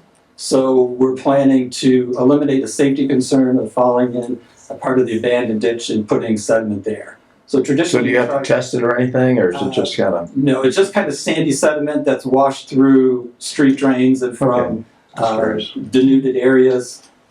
So the accepted method for ditch maintenance is just side cast it as you're going along. If there's no place to side cast it, then you do have to find a separate area to dispose of it. But we've worked with our staff to identify areas within the easement and on city property that's been used for side casting before, and we're using those same measures. And then as we tried to see what maintenance was done before out at Three-Bow Pond, we could not find a consolidated list of all the maintenance that was done. We couldn't even find the maintenance manual. We went back to the design engineer, got the manual. It has certain required, like inspection frequency requirements, forms to fill out. So now we're taking those forms and all the work we do out there, inputting it into our cloud-based Kintone work order management system. So moving forward, we'll be able to query stream upon maintenance from our cloud-based system and print out when we've done inspections and what the results of those are. So we're trying to do a better job of tracking all that evidence. Kind of going back to the theme of the management matters and the financial status of the district. When Mayor Angie came into office in early '24, looking at the financial status of the district, there was a concern that expenses were higher than revenues. So Mayor Angie looked at a couple of things. One thing the staff looked at the time was overtime. So going back to 2015, we have overtime data for collection staff. We saw kind of like a continuing upward trend during COVID. It kind of reversed, stopped because of work at home rules and such. General Manager Mike Cuss resigned 1/29/22, and afterwards that upward trend continued even at a higher pace to the point where in 2023 there's nearly $500,000 in overtime only cost. Mayor Angie came on board and in May of '24 issued a new overtime policy. So in those last several months of 2024, overtime went down from nearly $500,000 the previous year to about $250,000, $223,000 in '24. Implementing that policy for a full year, that got under $200,000. So this is kind of the baseline overtime we would expect rather than this higher number up here. So overtime costs in '24 were cut in half, and during the first year in '25 is nearly 2/3 less. So then that results in cost savings. When we look at the total cost savings and reduced overtime, that saved over $500,000. So that was money. If this trend would have continued without any control of overtime, the district would be in much worse financial shape at this point. Well, you took it back to the level it was in 2015. Yes. Now, the other thing that my question on this, I don't even know a specific answer, but I'm assuming wages are higher in 2025 than they were in 2015, and so that's an even, well, that tells an even better story because you're reducing overtime at a higher Right. that was being expended at a higher cost per hour. Right. And those results were simply by issuing a new overtime policy and enacting. Well, and adhering to it, imagine. Yes. There's no, Yeah. I understand the challenges of our staff relative to implementing that type of policy. And hey, the water seems to be in the pipe and under control and going where it's supposed to go. So that's the next question. By reducing overtime, have we reduced the amount of services or performance? So we took the example looking at plant maintenance. So in 2023, plant maintenance had almost $150,000 in overtime. With the new policy in 2025, it was under $20,000. So Right. basically, That's a huge. maintenance. So what was the performance? The plant was 2 years older, nothing's been changed, so we have older and older equipment. And then here's what we have to report every month to IDEM. These are the potential pollutants that we have to report, total suspended solids, so on and so forth. So dating back to 2015, here's all the results below our permit line in all cases. And even with the new overtime policy, same flat line here. Phosphate does kind of go up and down periodically, but we're still below the permit limit. And for the ammonia nitrogen, again, the flat line. So we've reduced overtime costs, but the plant's still operating well within our NPDES. And that has routinely the threat from the employees. Well, you cut my overtime back, we're gonna have all these exceedances, which that's very well managed, so congratulations. Yes, That's we have a great story. And then we looked at overall plant staffing. So again, when the mayor came on board, 2023, we're at 50 employees. So as through natural attrition, rather than just in place employees one for one, we kind of looked at that position and says, hey, does that need to be replaced or not? So through attrition from 23 to 25, we have 10 less staff positions. So that's a 20% reduction in staff, and that's actually the lowest staff we had in this whole 11-year history. So I think a good item there. And then having to reduce staff, reduced personnel costs.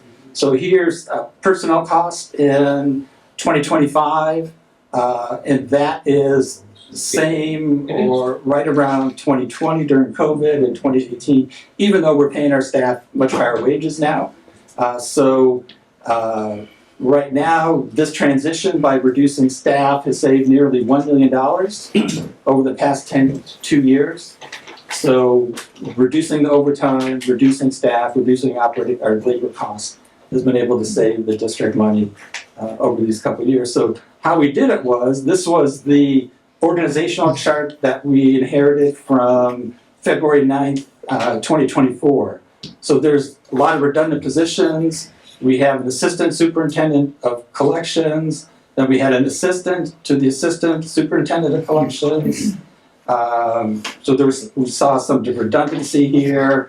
So what we did was, when we originally kind of came on board, we flatlined that quite a bit. We eliminated positions we didn't think were necessary, redundant positions, and have a much more streamlined reporting from our line workers to management.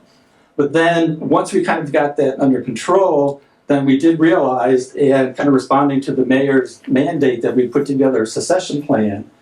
Over the years, we added a couple of key positions: the plant operations manager position, assistant plant maintenance manager position, sanitary and stormwater engineer, and we did have construction crew positions. So all these yellow boxes, these are categories, job positions where we want personnel to have a pathway to professionally advance through the organization.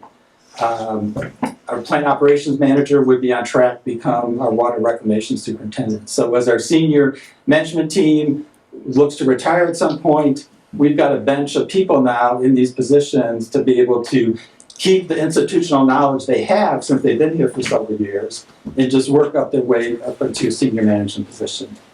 So that's how we're able to reduce staff by 20%, at the same time put together a succession plan. And then when it comes to kind of kicking the can down the road, we want to kind of remind everyone the plant was built in 1935. 1954, there were some minor capacity expansions. We went from 4 million gallons a day to 6. 1984 was the first major rehab to the wastewater treatment plant. It doubled the capacity from 6 million gallons a day to 12, where we're at right now. But then in 26, we had a minor upgrade to the headworks, but not really the plant. So we've gone 42 years now with no major rehab work in the plant. So that's what we're facing. We really need to catch up on these 40 years of not going back and fixing some of the work in the plant. Now, the district has spent money on improving things. The district issued bonds in 2013, 2014, totaling $9 million for major sewer works projects. These were the 3 bonds. There's 0% interest, so that was a good deal. So we're paying $500,000 a year in debt service till 2034. And what did the district get for the $9 million? About a $1 million improvement to the Greenwood sanitary sewer, bar screens at the Indiana State Prison, Sheridan Beach stormwater improvements, the Highway 12 Muir Road sewer extensions. But none of these, of the $9 million in bonding, did anything for the plant improvements. So again, that's what we're trying to address with our financial review. And then kind of looking at kicking the can down the road from a rates, we have rates that go back to 1973. We're about $6 a month. Back then, raised it. Different percent rate increases, 50% increase, 26, 34.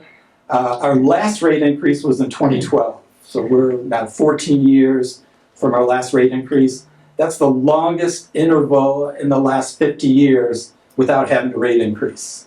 So that shows how far this can's been kicked down the road. The longest increase without longest interval without an increase. These green dots represent the state average. So when we're charging our customers $20 a month, the state average was $23 a month. Then it went up to about 27, 32. So consistently, rates across the state have gone up to keep up with inflation, increasing costs, funding their capital improvement projects. So this area in pink is potential revenue we could have had but don't because rates were never increased to keep up with cost. So that's what that area represents. And then just a couple of quick slides on what other communities are doing nearby. Here's Michigan City. Our current monthly bill based on 4,000 gallons a month is $30 a month. Valparaiso's $48.84, state average is $50. So our $30 is $20 a month below the state average. And then we look at the communities Hobart, Chesterton, and Crown Point. All of their monthly sewer bills are more than double what we're paying in Michigan City. So they're getting twice as much revenue to fund their capital program, their sanitation program, fix their plants. They're a comparable size to us. That's kind of how far behind we are with our rates. And then we also, Chris did some great information on water rate comparisons. So we took Chris's info on water rates in the area, added our sewer rates. So water and sewer combined. Currently, Michigan City customers are paying about $53 a month. And then when we look over to the right here, so our water and sewer combined monthly bill is less than the water-only bill for Portage, Hobart, Chesterton, and Crown Point. So in addition to what we're paying for sewer and water, they're paying another $56 for sewer, 67, 76. So we just wanted to kind of compare where we are currently, and how other organizations are funding their districts. Thank you, Alan. And that's another reason why we wanted Chris to come, because we are thinking collectively. When you get a bill, you see water sewer. Most people aren't saying, hey, can I just pay part of this and part of that? It's kind of NIPSCO. So we're trying to think comprehensively. And, you know, we're telling you this because it's really important. We have a lot of work to do, right? I think we can all see that. How are we going to pay for it? We have an obligation to do this by law. Our NPDES permits requires that we provide adequate funding and oversight for these plant treatments, the collection system. That includes the pump stations. That's why we looked at it as an entire system, and we did all this additional work. When we started out and you saw that list of reports and data that we didn't have, we needed all that to do this. And so we wanted to make sure we're presenting that to you. And then we also have to be preventative. If we don't do something now, this situation is not going to improve. Right? So the people who have already invested and live here and getting service are as much as jeopardy, much less the future. So as we go forward, and you'll be hearing more of this today, yes, we too are looking at our rates. There's no way around that. And we'll be talking a lot more about that. And we're required by law to make sure that our rates cover our cash and operating expenses, including maintenance, working capital, debt service and the debt service requirements, and as well as depreciation, and allow it for capital improvement, replacement, and all those improvements. So, you know, how do we comply? And so we're gonna give Don credit here. These are the 3 buckets. Because he said, could you please put these in some buckets? There's a lot going on.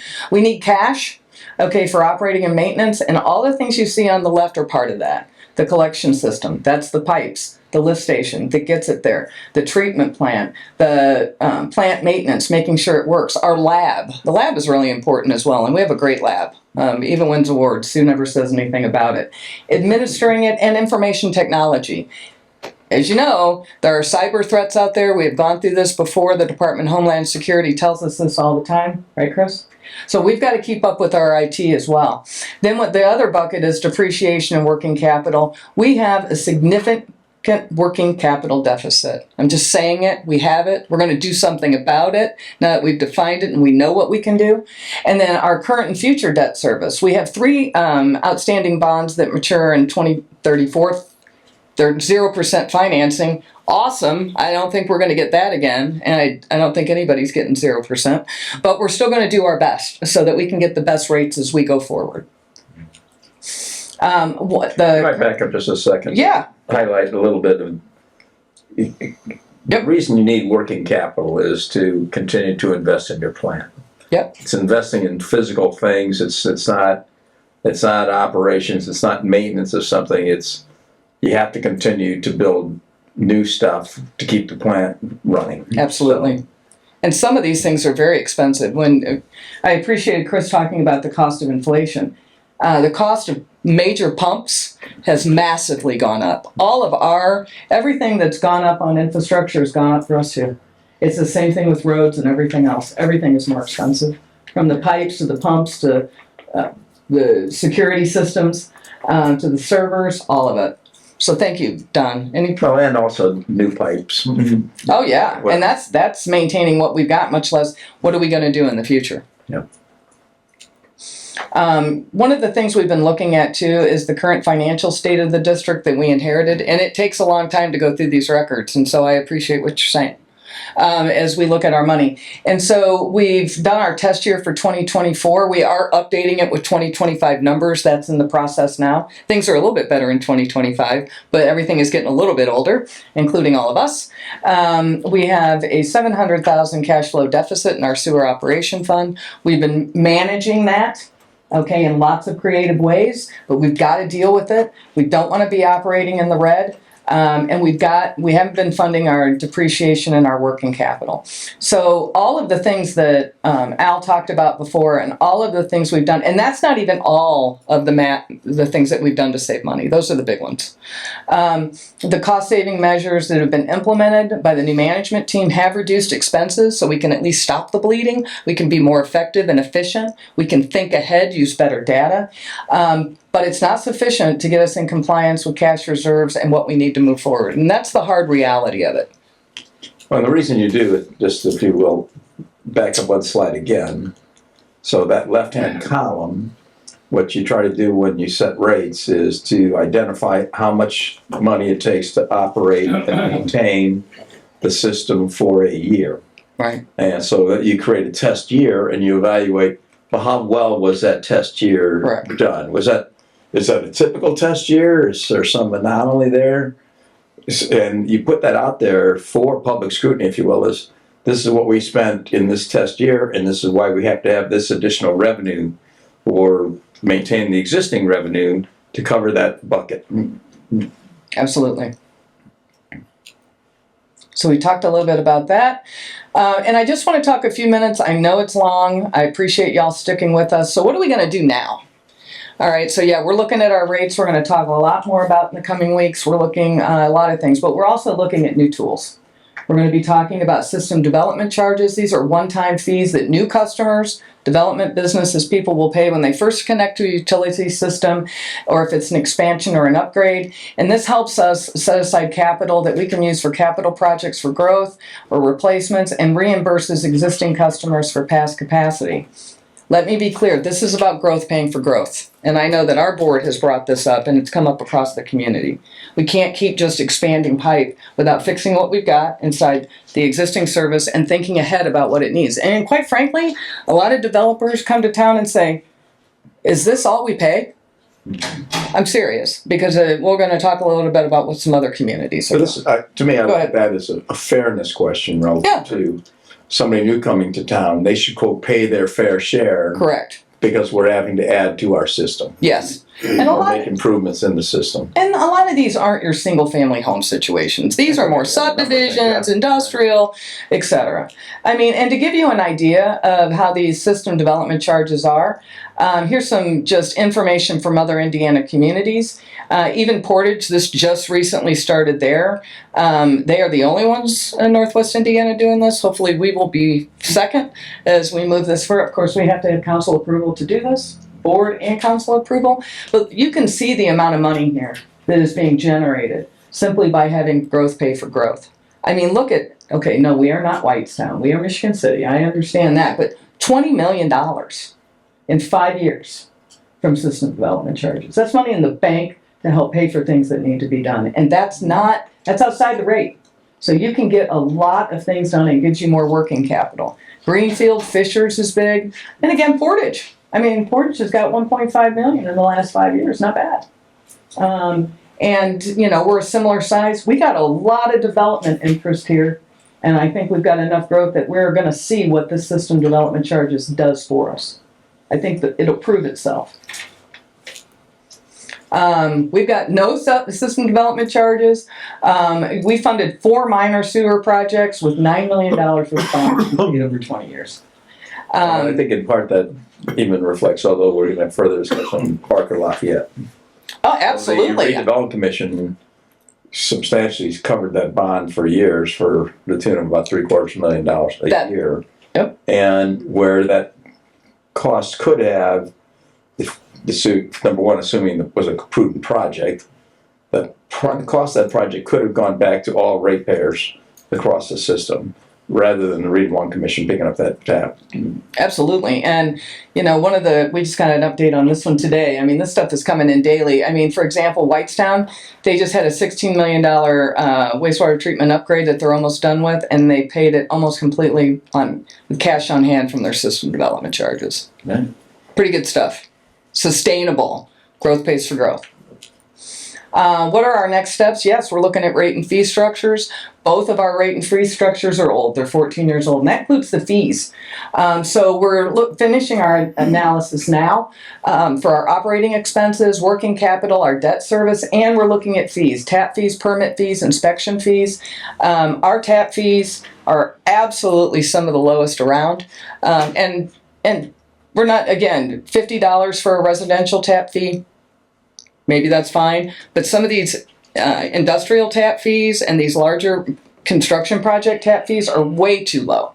And so we are working with our board. Thank you. Appreciate you guys. You put up with our very long meetings, but it's very helpful to us. And we also need to be working with the council, Don. Thank you for being here. I know that you'll be deeply involved in that as we go forward. And it's going to be an interesting summer because the next 30 months we're going to be talking about this a whole lot, as is Chris, and we're thinking about it cumulatively and what it means to our taxpayers, okay? And the council and Mayor Angie are also concerned about what some of these changes may mean for folks on fixed income. I know that Commissioner Falls brings this up too. You know, we got to take care of folks as we go forward and look at it collectively. So we're looking at what that will mean for people as well. And that is the update on the state of the district. It's a lot. I know it's like drinking through a fire hose. No pun intended, But it's good to give you a baseline. And I hope that starts to help at least get to a place where we are. We're going to go from there. We got a lot more work to do. But I'm really happy to be able to go in this. The other thing that we've committed to doing, we'll be doing a state of the district more detailed report the way we used to do back 20 years ago. There hasn't been one in a long time. And we'll be doing those on a yearly basis so that we can keep up with this and not have to only do it once every 10 years. It's an educational process. It is, absolutely. For either new people in the system or Plus for us too. or others. You know, we should be able to clearly explain why different things cost different things, cost different amounts. Sure. And to be able to show our prudent decisions relative to our management and investment in the system. Absolutely. And that's all we have for that. Now we can go to old business. And This was questions for state of the district. You guys had enough, I'm sorry. Yeah, got all that? District. Yeah. All right, so we still got, looks like Couple 10 things. or 15 items here. It'll be quick. 2-year plan update. Yeah. Did we just do that? Yep. Well, this is something we hand out to you. This just gives you an idea. This is the Al Wallace spreadsheet. Yeah, this is just your update where we're keeping up I with like our. this, so I know I just, others may not, but I love this thing, so. it helps keeps us on track and shows us kind of where we are, and if something slips, then we account for it in our schedule, and we make sure that we know how to move forward. So, Al, you want to talk a little bit about just it? to kind of update the board real quickly. We've got last summer we identified 5 top priorities, and this is version 5 of the update. We try and do these monthly. Priority 1 and 2 are related to our rate structure, analyzing financial status, doing our capital improvement plan. Those are all coming to an end. 1 and 2 are now funneling into the black and red X's that show future meetings coming up, joint meetings between the district and the city council, and those kind of things. And then moving down a little bit further, priority 3, working with our partner agencies and other agreements. First agreement we'll be talking about a little bit later in the meeting briefly is the reduction of hydraulic capacity at Springland and Risky. That was a $100,000 agreement with Project Maze to pay for that improvement since they're in that sewer shed. So we're moving forward on that.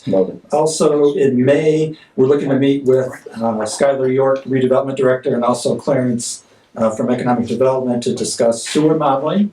We really need to do a comprehensive sewer modeling of our whole sanitary sewer collection system. So as growth comes in, we can quickly and efficiently answer questions about capacity. If we can come to some financial agreements with those two agencies, we'd be looking probably in August, September-ish to start doing sewer modeling. But this summer with the intern we're getting, we're gonna have that person be doing flow testing and obtaining sewer inlets to do manual calculations of capacities. All that data would feed into the data collection we do with a consultant later this year. So we're trying to save some money with the intern and get started on that sewer modeling process. Priority 4 is the Lafayette Barker project. We'll be talking about that a little bit later. We're continuing to look at the location design of the outfall to be ready to do construction once we resolve the financial status of the district later this summer. And then priority 5 is the ditch maintenance program, and we'll give you an update on that as well a little bit further in the meeting. Good. So any particular area that you feel is falling off or scheduling? I think we're keeping up. The one thing we're really looking close is priority 3 with the Springland Risky.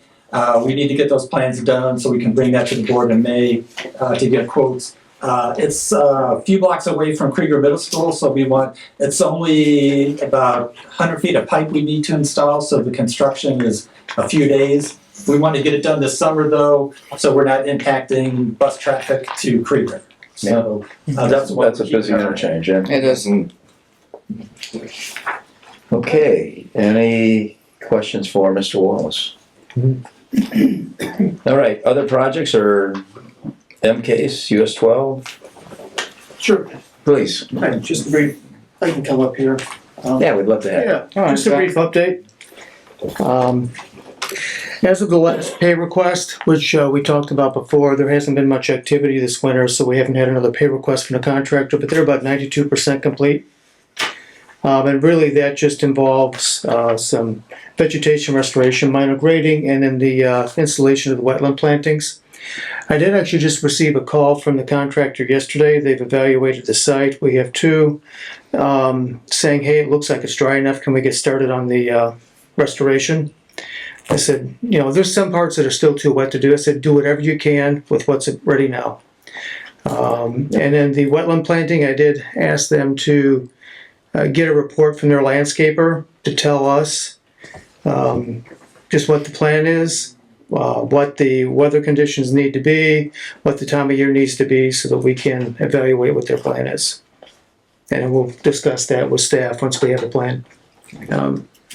In terms of our services, we are at about 99% completed the contract for the residential project representative. There has been some additional work though that we did in addition to the scope of services for that. One of those things was an NDOT settlement monitoring plan for the highway. We did not initially do the NDOT permit. That was done through the design engineer. But as that permit was going through the approval process, NDOT had asked for a settlement monitoring plan, which we were asked to do. There was some surveying and some drawing work, and then a follow-up as well to show the highway that things hadn't settled. You know, where the pipe was jack and bored through. And there was just some other minor assistance. It was about $8,000 worth of work. We may be coming back to the board next month requesting a change to our services contract for that. What that would do then is put us at 92% of the services agreement, which is right on track with where the contractor is as well. Okay, sounds wonderful. Yeah. So something new comes along that was unexpected and you're still under budget. That's a good thing. So Good. Yeah, Thank that's you. okay, sure. Other questions from the board? Seems okay? Okay. Sounds good. Okay, good. Next one is the Highway 12 project. We actually have the bonding now, so the permits there's 2 permits have been submitted to NDOT for those. We expect, based on some recent NDOT permits that we've done, that we could have a permit back in 3 to 4 weeks, as long as it doesn't require a detailed modification of traffic plan. We are not doing any work. Our jacking and boring pits are outside of the right-of-way. We're not doing any road closures. Of course, the driveway for the lift station is in the right-of-way, but we're still not anticipating road closures, so we don't anticipate a detailed modification of traffic plan. So our hope is that we'll get these things completed quickly, or the permits received quickly. The contractor has said that he really wants to wait until just before we know the end permit's going to be received, so that they don't have to mobilize, pull back and immobilize again. Right, sure. Which makes sense. So. So any of the businesses along there have had any concerns or not? I know we got a new Subway shop and some other stuff Right. there. Everything just We communicate with them frequently. okay. They're wonderful people. They really are. Communicate with them frequently. We will be working on some improvements to drainage design across their property. We were out with sanitary district staff last week to investigate exactly. There's a bunch of stuff that just comes into a couple structures, to investigate what the pipes are that come in there, where they're coming from, what their use is, so that we can determine the best way to intercept that storm water and get it to the east. So that's ongoing. There will be some design for that. Coordinated with Lawson Fisher for the US 12 Improvement Index doing. They should be starting that this week, if not sooner. That's something else too, and this evaluation needs to be done. Yeah, because what we do affects, well, what they do affects what we do. Is how it works. Yeah. So. Sure. Yeah. And then still some easements being acquired from Well McLean. Once that's done, we'll be able to finish up the last requirement that Amtrak has requested for the permitting. We've gotten back everything else that they need, but in order to get some geotechnical engineers on site, the easements need to be in place, so we have permission to go on their property and drill a hole in their parking lot. And so far, Wall McLean's fine. Yeah, Okay. yeah. There's been verbal agreement and back and forth. It's just getting through the process. It's always sensitive to that. You never know when Yeah, stuff good. Okay, thank you. yeah. We've received no negative feedback. Great. And then the contractor, this is as of the last pay request from them, is a little under 23% complete with the project. So, and the overall project completion date is approximately. Will it be It's gonna this year or next depend- year, kind of thing? It should still be this year, as long as we get the end-up permit, or the Amtrak permit back in a timely manner. Okay. So, but like I said, we've complied and given them everything they've requested except the geotechnical report. I just love seeing it get done. It creates some other excitement. Yep. And also, it creates credibility in that we have a credible team here that can Correct.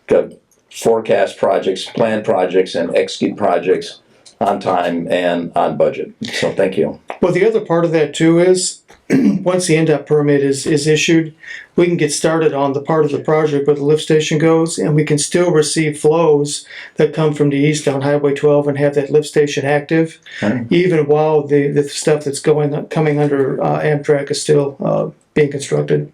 So we can actually look at that almost as a two-phase project and get part of it up and running. Sounds good. Okay. Okay. All right. Any questions? Thank you for the update. Appreciate the report. Good. All right, thank you. Thanks, John. Yep. Thanks So, for I staying don't know if this is Yes. Wendy, item 513, Long Beach. Yeah, just quickly, we talked at the last meeting, we had a request for continued communication with the Lakeshore Sewer LLC. Yes, I did follow up within the time frame with a letter to Attorney Bergensen. We've talked back and forth, spoke at length at the Mayor's Gala, and we are having a meeting tomorrow to continue the technical coordination and to discuss the private sewer agreement and how we're going to move forward. So I just wanted to follow up. Assuming the letter helped document our relationship. with the community and with his office. Absolutely. Okay. Yep. And I think that's the ongoing clarity and transparency with that is critical in everything we do, but specifically this project. In some respects, the reason we are here was because perhaps some lack of transparency and clarity, or at least misunderstandings on both sides relative to what we were actually doing. Agreed. So we're in good shape. So I just wanted to follow up and said I did what I said I would do. Thank you. And we're having a meeting tomorrow. No, we assumed you would. Thank you. All right. Just thought I would make sure I All right, be in Russ, check. Any questions for Long Beach? All right. How about Back up me. 300 North Lift Station? Yeah, we're making good progress. I know, I think we're pretty much, I'm going to look at Jewel. We're pretty much just finishing up our easements and our agreements. They're here. There you go. So we're almost done. Everything is, the tap permits have been issued, things are running, and we're just finishing up our paperwork to make sure we finish what we started and we get it done appropriately. Thank you, Jewel, for staying on that. And so we should be in good shape. One of my favorite nouns, recorded. Recorded is a great word. That's great. I wanted to talk about a couple other things, just a quick update. We talked a little bit about the interns, and I just want to say one of our interns is coming back from that last year. And in fact, Zach, kind of turned us on to going out to talk to Purdue Northwest. And we went out, and Al and Sue Downs and I went out and chatted with the engineering club, and that's where we got our other intern. And so both of them Follow up from our communications. Okay, thank you. Yeah, and so it's just really great. I mean, we've reached out to Well, it other should people be. too, So- but it's great. We have one coming back, another one coming on board. They know each other, and they're going to be working together on projects that actually further what we need and what they're also interested in. I think that's a huge win. We will continue to, as we talked a little bit about, keeping up with technology.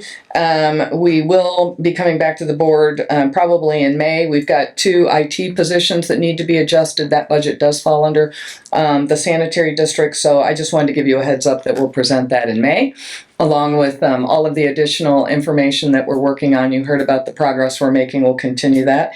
And that's all I have. Really happy. I just want to thank staff and our consultants and everybody for doing all of this fantastic work. It means a lot, and I just really appreciate it. And other departments. It's a team effort all the way across the board. So that's all for me. Questions? We're good. So Water Reclamation Superintendent, monthly report. Yes, you have the monthly report in your board packet, but a couple other things I want to talk about. Al, Wallace talked about the biosolids hauling cost savings that we realized, but I just want to elaborate on that a little bit. So in the handout that I submitted, you will see that in fall 2024, we were paying a contractor $22 a ton to haul our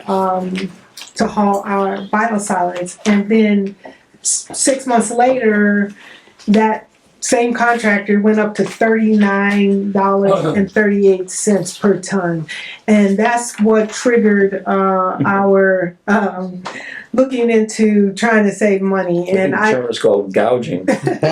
Just not Technical term. So I looked at a number of different alternatives. We got quotes from the landfill, see if we could reduce costs by taking it to a landfill, whether a farm. I talked to a number of different companies about, how we can save money. We have to move our biosolids. We have to take them somewhere. And I looked at a number of different alternatives and learned that land application on a farm was the most cost-effective way to do it. So in fall of 2025, we partnered with the contractor to move the biosolids, and we did all of the loading and most of the hauling, and we were able to reduce costs from spring 2025 to $10.17 a ton, and that is paying the contractor overtime costs and the fuel that it required. And so we realized 60% savings in the cost per ton, and in total savings, and 74% if you look at the cost per ton, because we want to make sure we're comparing apples to apples.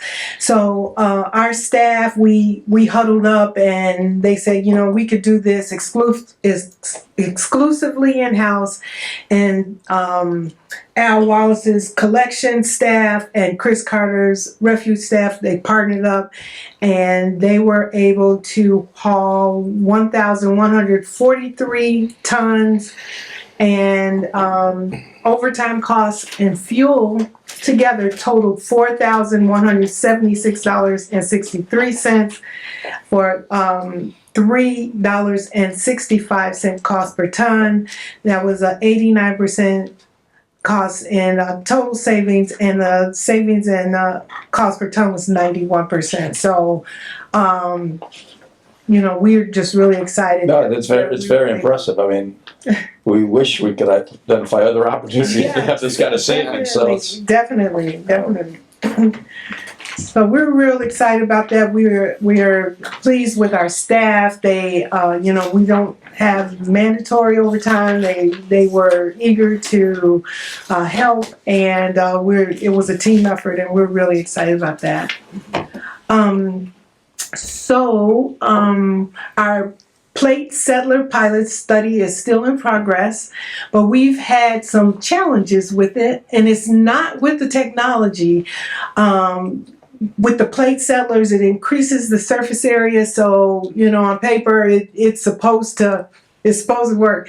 Well, it's working too well, and we can't remove the solids fast enough.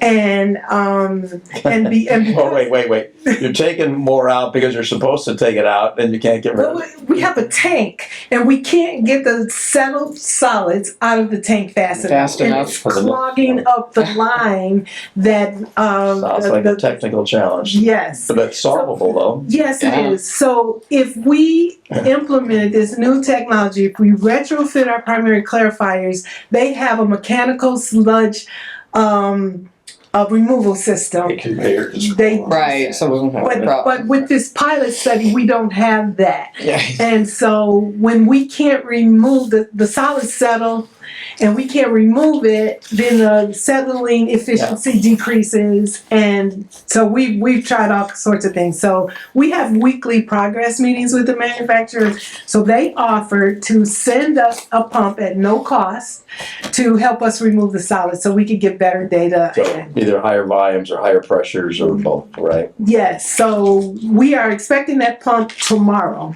And so, and then we're going to continue the study, but we're still very optimistic. It's supposed to work.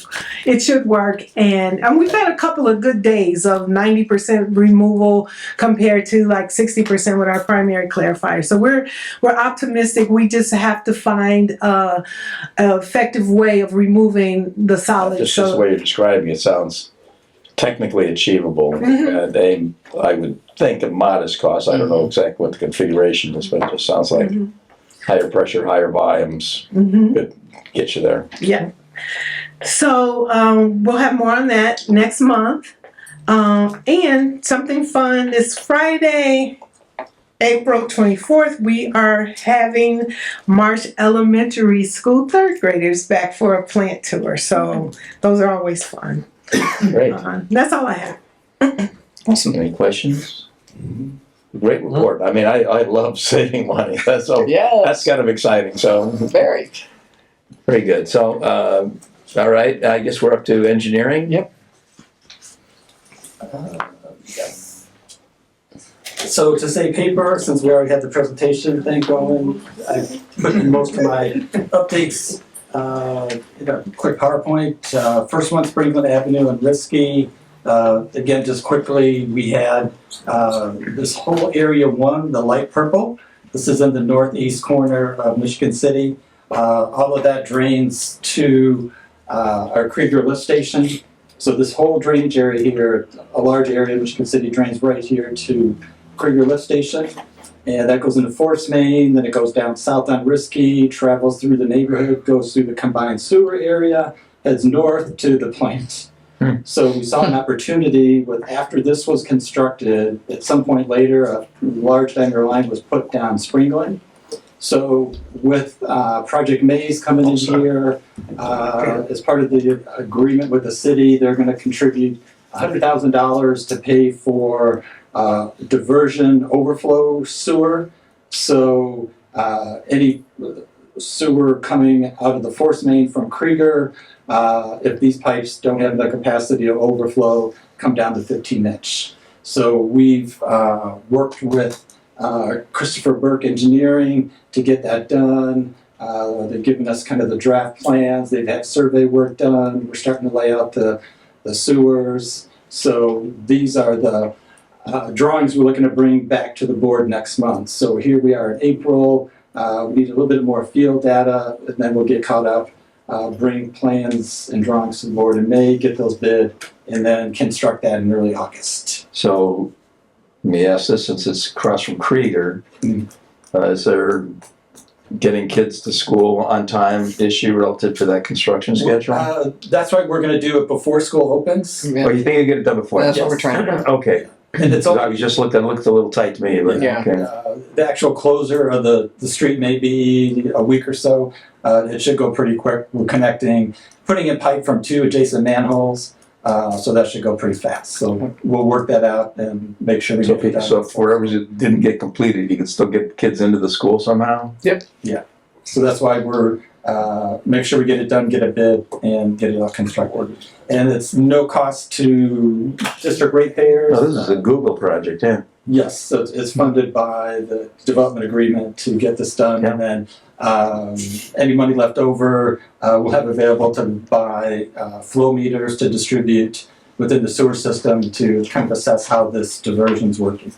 Right. So that's the update on 3.1, 3.2, Lafayette Barker. So since current commissioners were not on the board back in 2011, when this was finalized, wanted to kind of show this to you to provide kind of overall context. So this line right here, this dark gray line, this is the boundary of the largest combined sewer area in Michigan City. We're calling it Lafayette Barker because here's Lafayette Street, and then Barker Street runs through here as well. So we typically define projects by intersection of 2 streets. There are some limited storm-only sewers in this area, but the rest of it is all combined. Down here in the south part of the area, we have the old Cheney Run ditch that was piped back in the 60s. So we do have a large diameter sewer here, 78-inch sewer. This goes to Trail Creek. So we have this whole area here where one would think, hey, let's just put in storm sewers here. Let's connect all these people to Cheney Run. We had Haas and Associates do a computer model of Cheney Run, and with all of the stormwater brought into Cheney Run from the west side, Cheney Run does not have enough capacity to take these additional homes. So as the plan was laid out in 2011, the new outfall on Lafayette Street was constructed here with plans for stormwater coming from the west side will be intercepted, put into the new outfall. That would open up capacity in Cheney Run to then actually take all these homes here. So this yellow part was already built. This was built in 2011, partly with some of the redevelopment funds you talked about, Don. That was all done. The last item then was to do the outfall here. So within this map, we've identified each individual little segment of the neighborhood, where their new storm sewers would go. We have a precedence diagram of what has to be done first, what can be done second, what can be done third and fourth. Back in 2011, we had estimated cost for all these different little projects. So that's where we were in 2011. Here's this tunnel shaft that was built, stop right here. We have one more block to go to connect the tunnel to Trail Creek. At that time, in 2011, we had 95% plans for the outfall. It involved on-site construction of a large stormwater quality chamber. So we are connecting a new stormwater outfall to Trail Creek within the navigable channel of Trail Creek. We're concerned about additional requirements from the permitting agencies, Army Corps, DNR, IDEM about water quality. There'll be a substantial amount of stormwater coming through this 78-inch pipe to the creek. So we have to do some type of water quality. At the time, we were looking at constructing an on-site water quality feature. And then here, we have a 7-foot by 4-foot precast concrete box to go from 8th Street all the way to the creek. This structure here was 14 feet wide, so really big concrete structures, real heavy. So this was August 12th, 2011. We had 95% plans. When the geotech work was done, if you can picture like where the marina is right now, it's right along the edge of the creek, pretty low. Where 8th Street is, it raises up pretty high. So that whole area from 8th Street to the creek is a low-lying depressional area that was flood storage. So everything shaded in peak here is bad soils for loading. Highly organic material, very little load-bearing capacity. So when we looked at the soil borings to support this 7x4 concrete box, we have organic sandy silt at minus 13 feet, organic sandy silt minus 6, organics at minus 4. So in order to be able to construct this box from 8th Street to Trail Creek, we had to put in H-piles and cover those H-piles with a concrete cap to be able to support that structure. Those piles were every 3 feet. So for every 3 feet from 8th Street to Trail Creek, we had to put in H-piles, one 12-inch wide flange on either side. How deep would we have to go? We had to go to bedrock, 74 feet deep. So to support that outfall, we have 186 piles, 74 feet deep, 13,764 feet of piles, about $50 a foot for the steel, about 100 foot to put them in. So that's about a $2 million cost to put in H-piles for one block of sewer. So that's why the outfall has not been built. We don't see value in spending $2 million in piles. So working with Christopher Burke early this year, they came up with an alternative plan.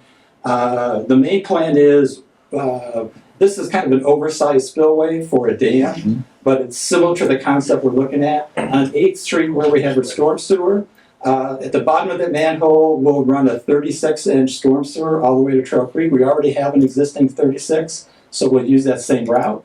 And then when we get higher rainfalls, the manhole will surcharge and overflow into a spillway with concrete articulated mat down across that block to Trail Creek. The advantage of the concrete articulated block is it's more lightweight. We just shape the surface, we grade it to what we want, lay the articulated concrete mat. The weight of the mat holds it in place, but we don't need the same loading as a 4x7 concrete box. So I assume that allows some permeation too. Yes, there could be some filtration through here.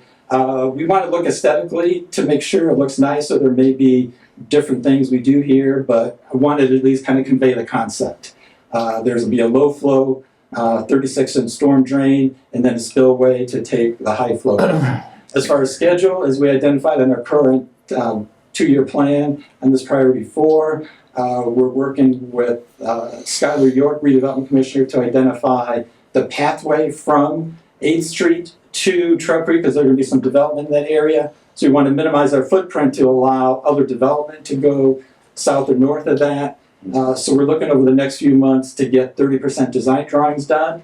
So as over the summer, we resolve the issue with the financial status of the district, there may be bond anticipation note funding available to then move right into final design and construction. Yeah. So we're doing this work now to change from big box, large H piles to floating surface concrete articulated mat that doesn't need piles.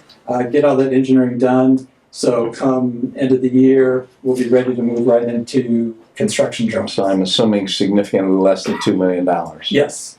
And as we're putting together kind of like phase 1 of next major projects that we need to do, we talked about the primary clarifiers. The outfall of Lafayette Barker is one of the second projects we're including in that first lump of projects we want to get done sooner rather than later.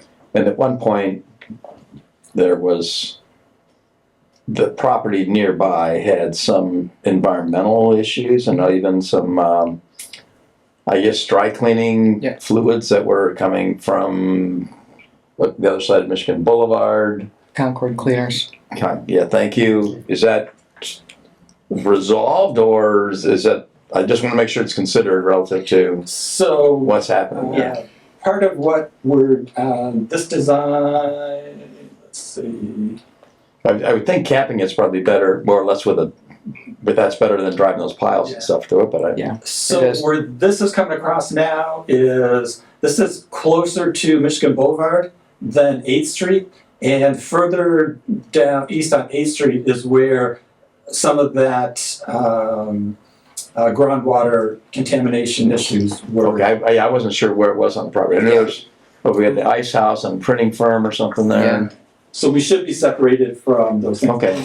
Work was done last year, either through Brownfield 2 years ago, yeah. Yeah, a couple years The ago. interceptor along the back. Right. Okay. So they did some work to Curve it. keep addressing that. So we're trying to avoid that at all costs. Yeah, and I talked to Skylar about that as well, just on the interface of it. Even so, we're working through items, final comments on that. So I'm just glad we're considering all this stuff because oh yeah, we're doing it this has now. been a long-term issue and it seems like a reasonable solution the way you're explaining it. So, yes, sir. If I could go back real quick through these slides.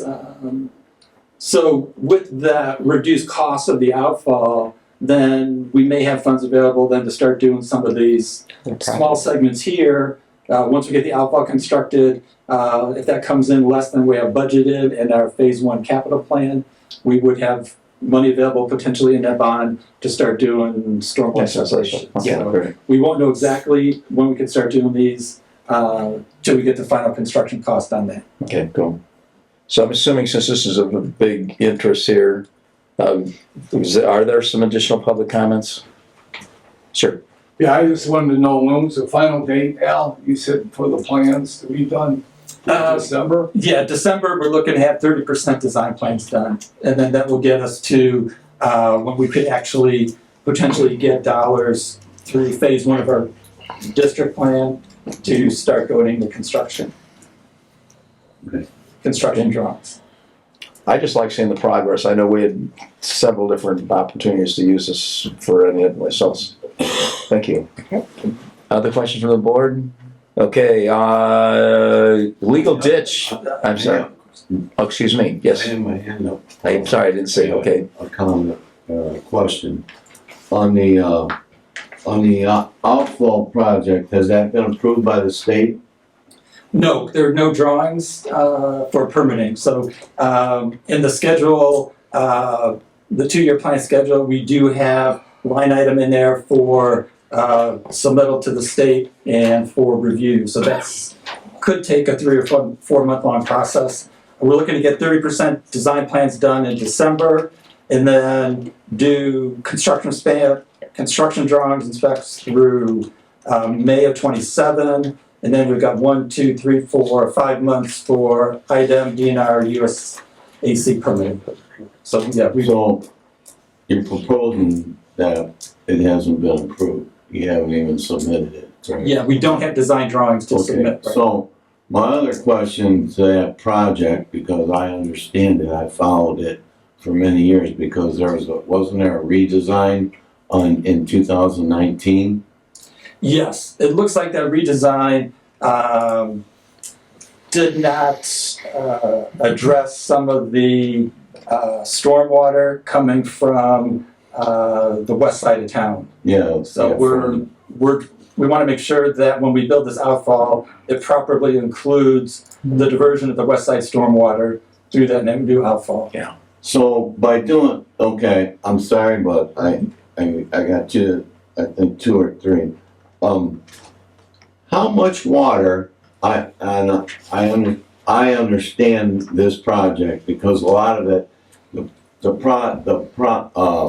part in blue is in the 5th ward, is that how much total capacity is that gonna save going to the plant by separating that? And when it's done?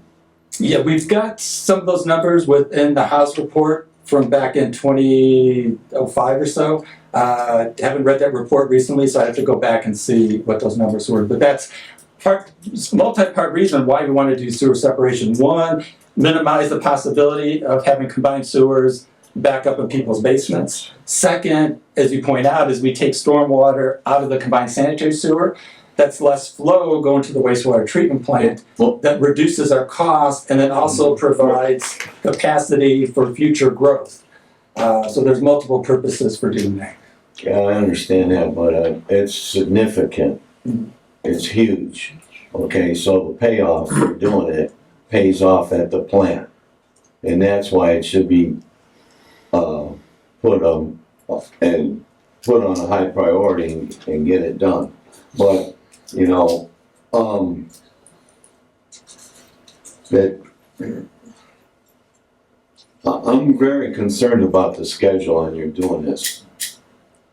Because if you're proposing it or even thinking about it and thinking about incorporating it into your rate structure, you gotta come up, because this thing, you gotta come up with a significant schedule. It's been sitting. I'll assure you this, that what we put forward relative to anything relative to rates and planning will be thoroughly reviewed internally, and we'll try to make the best decision we can. Absolutely. The stuff I just saw here, and I've probably not as close as you have been, Paul, but I've been following this for years too.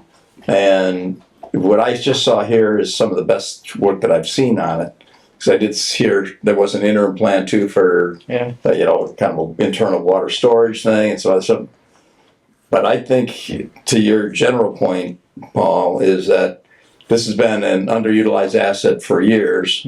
And I think part of the reason we ended up with that in that first place was because perhaps not enough effort put into the overall plan in terms of what actually had to be done and doing enough financial analysis to figure out what was the best solution. So we got an asset. We're trying to get the most use out of it in some timely basis, and I appreciate the work you're doing. So I don't know if other commissioners have questions on that or not. All right. Yes, sir, Don. Just a comment.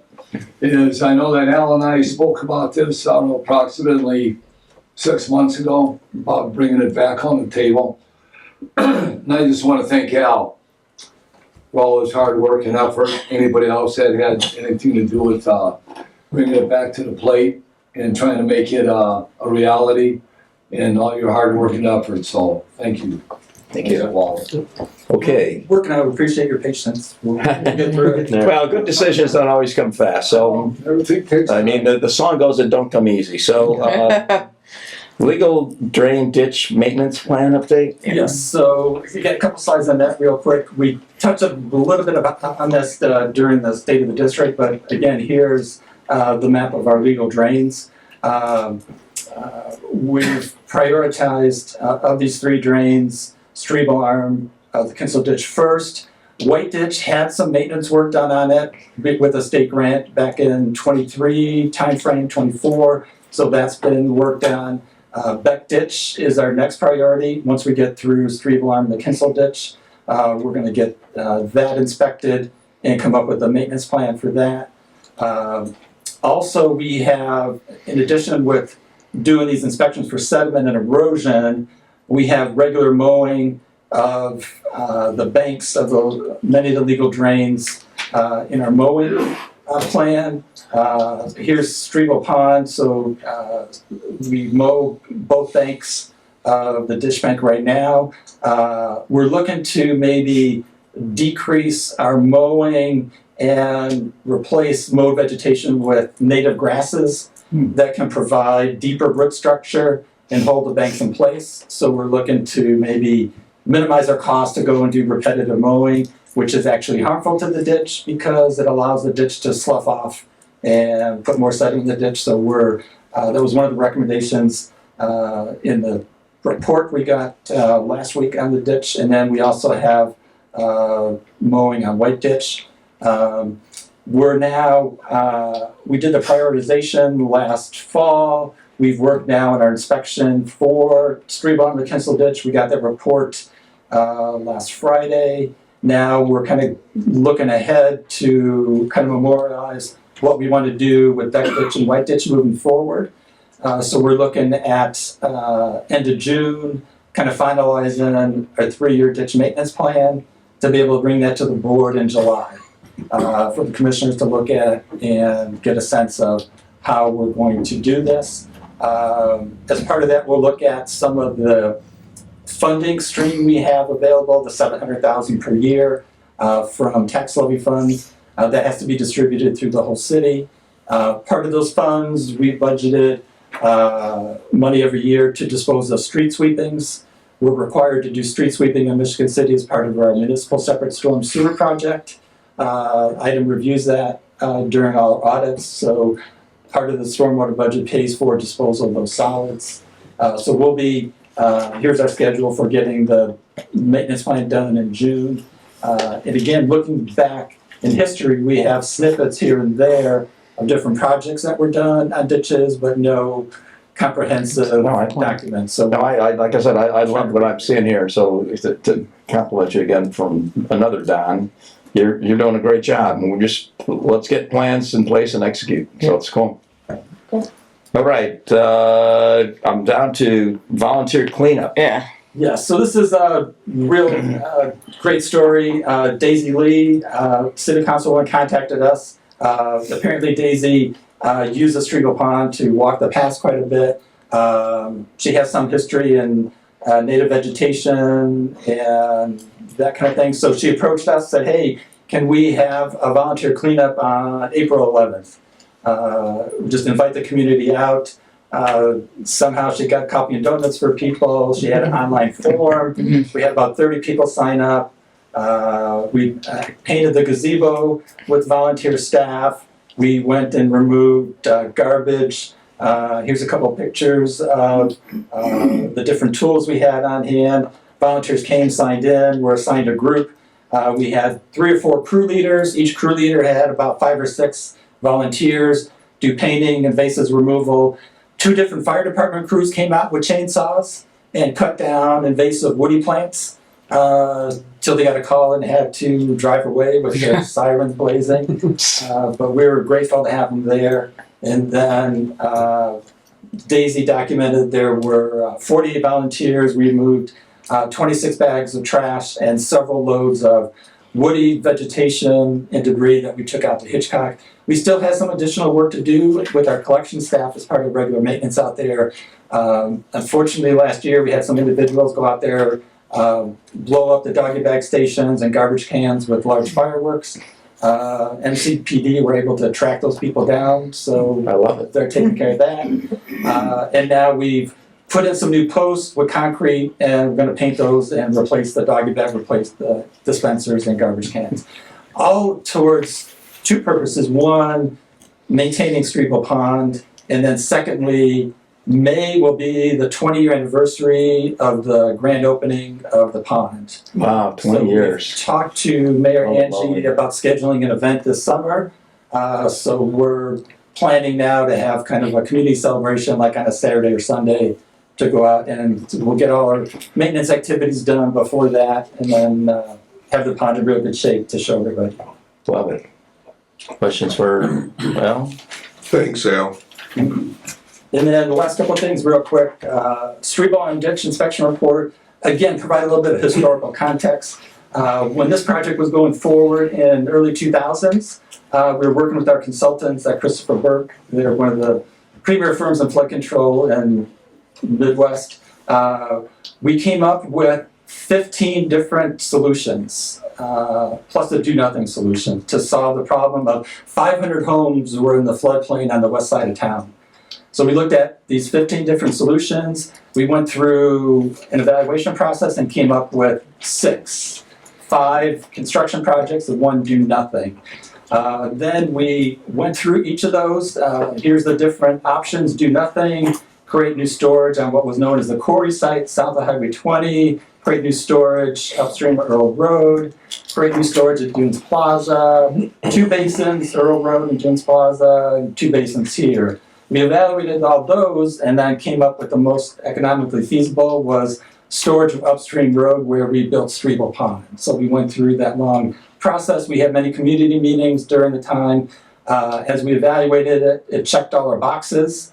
So that's how we ended up building Strebel Pond. One of the difficult things, and while some may be aware of this, others may not, this is from the computer modeling analysis from 2005. So we, as part of the analysis, we had to submit a computer model to the DNR and FEMA to show the invert elevation of the whole ditch as it traverses from Ohio Street and Highway 20 all the way to Lake Michigan. And then all of these little blips you see here, these are culverts, either culverts under roads or railroads. So here at Highway 20, we have a pretty steep ditch. So water goes downhill. If you have enough slope, the water goes pretty quickly. Under Highway 20, the ditch goes down and it's flat for a little bit. It goes down again. Here's the area where Strebel Pond is, and here's where we built the restriction in the pond. So as water comes, before we built the pond, water's coming down at a real good speed right here till we get to right before Hitchcock Street. And then from Hitchcock to Lake Michigan, it's very flat. So as all this water was coming down, it hits the low spot, the water velocity gets impacted, and that's where the flooding would occur because of this high slope to low slope area. So by building Strebel Pond here, we captured all this water from flooding into the neighborhoods. At Earl Road right now, during a 100-year storm, if you were to go out and look at those three culverts, the height of the water in that culvert would only be about a third high because we've captured all that water and we're storing 81 million gallons in that Strebel Pond facility. So this is with the kind of civil engineering behind why we put Strebel Pond where it is, why there's really low flow in the rest of this ditch. And in the report from Christopher Burke, they've got some suggestions on installing some rock veins to force the wide ditch into a smaller ditch profile to increase velocity and kind of move sediment out of there. Yeah. So the result was, here was the original FEMA floodplain map. Here were all the homes, the 500 homes in the floodplain on the east side of Strebel Arm Ditch. And once we put in the flood control facility to take all this water from the south and hold it, then all these neighborhoods came out of the floodplain. So they were actually legally removed from the plain? Yes. Yes. It was a very detailed process. We had to submit hydraulic. I remember the activity. I didn't know if it actually got done. Yes. Yeah. And this is actually the new flood map that was issued June 29th, 2006, effective July 31st later that year. Nice. So that's why it was built here, and that's kind of how it works. Here's some pictures, before photos. This is a 2004 photo. We had just under 2 inches of rain. Hitchcock is over here. The ditch overflowed into the adjacent roadway. After it was built, we had about less than an inch and a half, about an inch and a half of rain. The ditch stayed within its bank. Here's 3 culverts that were out there during the rain. They were full afterwards, about half full. So just kind of before and after. So these are at the Monon lift station. So these are the CS railroad track. And that's where during this light rain, all 3 tubes were full. And then afterwards with Strebel Pond, mostly empty because we captured all the water. So that's kind of the history of how we built it. And then, Tim, if you want to grab this, this is it's a lengthy report. I've got kind of one copy to just kind of pass around to the board. In the report, the consultants looked at a few different things: sedimentation, natural vegetation, erosion. They've identified about 4 or 5 spots of erosion that they thought we should get to sooner rather than later. So we've been out this week. We got the report Friday. Monday, we removed sediment north of the CSX railroad tracks. Today, we removed sediment and 5 snags south of the orifice plate. So we're getting that done. Then we'll be looking at the remainder of the recommendations in the report so we can, those that require some additional funds, plan those out and see how we could pay for those and get those items done. So how about Phragmites and that kind of stuff? Phragmites are interesting. One thing, they do help somewhat with water quality, but they are invasive. They are not pretty to look at.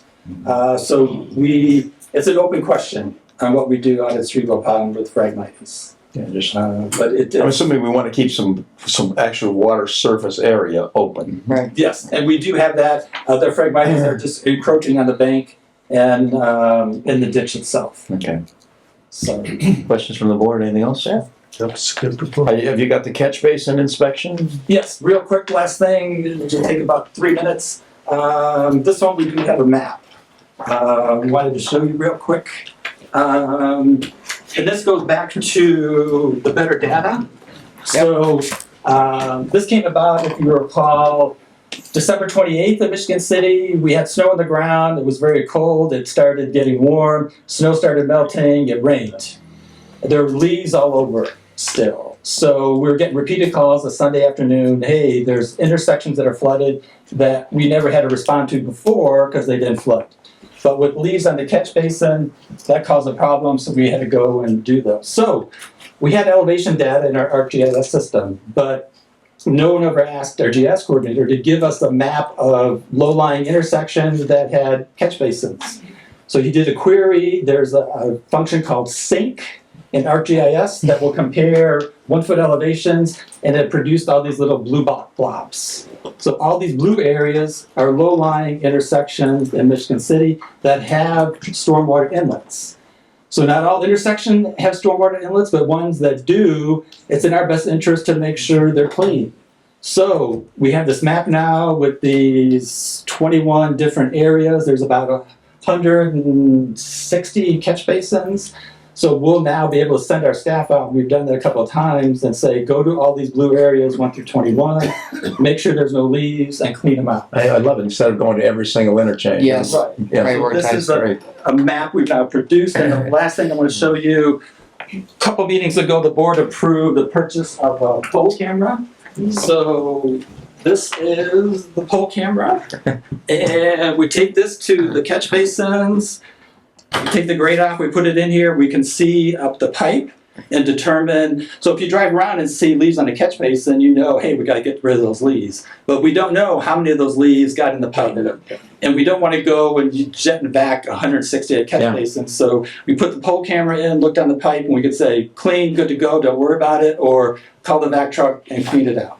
So this has proved very useful to us, and that's kind of related to, we want to make sure these catch basins are working. And then this is tied wirelessly to an iPad, so it's all cloud-based. So you can put this in, you look on your iPad, you can see up to 200 feet down the sewer. And then we don't have to bring our big, huge box truck with the camera equipment and put it in there. So if my diamond ring falls down in the sewer, I can bring the camera out. And you can give us a call. We'll see what we can do. Whoever finds the diamond ring gets a reward. And we don't lose the cameras. All right.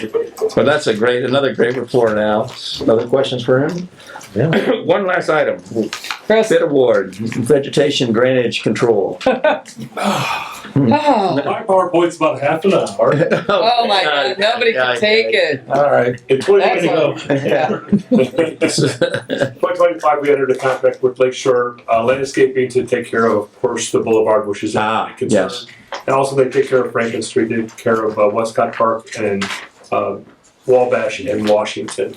So with all of that, we entered again in 2026 another contract with them with 3-year continuation with a COA of 3% a year. So it's a very good contract. We're very happy with them. Although they can take care of the boulevard, which is one of the big questions of the center median. However, the greenways that are on both sides have to be taken care of by, of course, Al and his team that are doing the SLRAD, the catch basin, stream pond, et cetera, et cetera. So realistically, we're looking at other alternatives to try to mow that, to take care of it. Right now, we have the park department that mows between 4th and 8th Street. And then we also then have traded with Lakeshore and they take care of Westcott Park flowers for us. Yeah. So we really want to do from 8th Street to Johnson Road. We have to figure out how to do the median. So we're looking at two alternatives, one being hiring it out as a possibility or with summer help, or secondary, which is it's called the Goodwill Group, which is a part of the city, and it comes in on a lower basis and able to do a work like that. We're trying to lean more towards trying to then maybe go with vector control and supplement them to be able to do this mowing. So in the meantime, unfortunately, Al's team is going to do their best to try to take care of this, and as you say, we'll begin here in May and we'll get things moving. So just to add to that,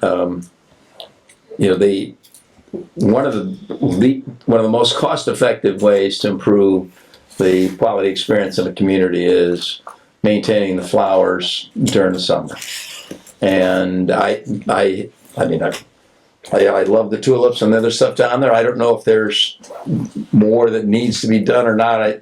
I'm assuming you evaluate that ongoing, and it sounds like you're satisfied with the contract. We have a secondary part of the contract, which is after the tulips are done, they'll be deadheaded, and then we'll bring in a whole set of other flowers for the rest of the summer. Okay. It's also included in the contract, but they also are going to do complete Westcott Park with the flowers too. Yeah. We've been mowing for the flowers. Yes. We've got that. They take care of all the watering, fertilization, but we have to take care of the greenway side. Right. So that's kind of where the hiccup is right now. Excellent. We're trying to get that under control, and we'll get it done hopefully. I appreciate that. I just want to emphasize the importance of the quality of the work.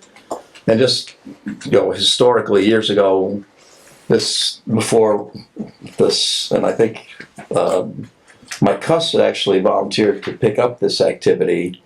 Before that, with the expectation was local business owners and the chamber would organize volunteers, and so we'd have a volunteer day, and we pulled some weeds and felt good about ourselves, and it looked like hell next week. So it doesn't work that way. It has to be, I might argue it as a professional service with accountability, and also I would argue if you're not satisfied in whatever way, don't be afraid to make a change in who's doing the work for us. So they have been working on it, and they just completed Wabash today, so they take it right down Wabash with all the new mulch and the cleaning now that's been done with that area, and now they've been doing Michigan Boulevard. So it's really coming together very early in the season. I love it. So we're happy with it. So Thank you. other comments, questions from the board? How about a motion to adjourn? Let me just add. Oh, I'm sorry. I don't know, most of you have seen the north end of Michigan Boulevard median where planter box was hit a few weeks back and down. We're working, Amber today got some information and she's working on getting the insurance claim from the driver to get that reimbursement for that cost. So that should be repaired within the next 2 or 3 weeks, I think, once we get settled on who we're gonna have do it with the final price. So that will be fixed soon. Thank you. All this stuff takes its attention to detail. Councilman? Yeah, and if I could just respond back to what Chris was talking about with the contractors on the greenways on Michigan Boulevard. And I know he mentioned vector control. Well, I know vector control is overloaded during the summer all the time. They have 9 employees that work there. They're trying to cut grasses all over the city. I don't think that's a good suggestion. I would contract it out, be done with it, hold them responsible to make sure that it looks the way the citizens and all of the board members of Michigan City want it to look. So that's my suggestion, Mr. Bugos. I agree. I think we're supportive of ideas like that. So Yeah. we'll leave it to the team to figure out what the best approach to it is, since we are about cost-effective solutions. So, or what'd you call it? Managing. Something brilliant. Management matters. Management matters. Thank you. So, with that, is there a motion to stay or go? Mr. President? Oh, Yeah, just one more thing. Is Mr.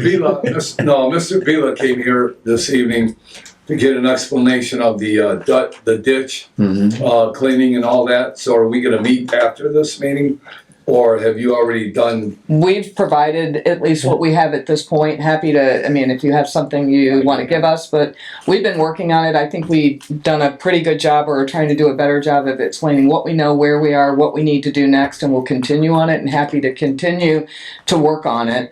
But that's what we have at this time. But there's, I think there was something you wanted to present. So I do want to present. Well, not tonight, though. no, if you want to drop it off, or give us something, I want it on the record. You had a chance in public comment. Now, if you'd like it to be on the record, you can submit it to Chris and we'll put it on the agenda potentially for next month relative to if it's felt appropriate. But I don't mean to be, I guess, contradictory here, but. Well, it involves over $40 million. Understood. It could involve more or less than that, but there's a process. I got this from the. So it's okay. It's a process. County auditor. It's a process we go through relative to maintain decorum at the meetings and efficiency. And so we're not saying no, we're just suggesting work back with staff to figure out whether it ends up on the agenda or not. So. Well, I'd like to get on the agenda to present documentation yes. to that $40+ million income to the city sanitary district. I think Rachel's getting you on the list for agenda for the next meeting. That is correct. And I've got it right here, but it appears as if you're not interested right now. It's not that we're not interested, it's just more of the process, and we've got a lot on our plate, and $40 million is not a small number. Granted. And we do pride ourselves in managing our, have solid fiscal responsibility and accountability and processes. Right. So please, talk with staff. Right. And if appropriate, we'll have it on the agenda. If they think there's another potential solution, we'll go another way. Yeah. But in Mr. L. Wallace's presentation, he talked about monthly service rates that we get. Yes. This is $40 million in addition to. Understood. That needs to be clarified. Understood. We're just arguing process, not anything else. So just please. You deal in finance. I think you know what I'm talking about. I know exactly. Councilman, sure. Yeah, and not to argue the point, but when we do meet at the next meeting, if we could get an explanation, or I would like an explanation of where the $700,000 a year that came in is supposed to be used for cleaning ditches, where that money was used for, and where it's gone over the last, 20 years is what I've been told. Yeah. Whatever the time frame is. Yeah, so, I want, later on to the city council, an explanation of where that money went. Thank you. Thank you. Thank you. Move to adjourn. Second. We're adjourned. Thank you all. Appreciate the participation. I need to claim that.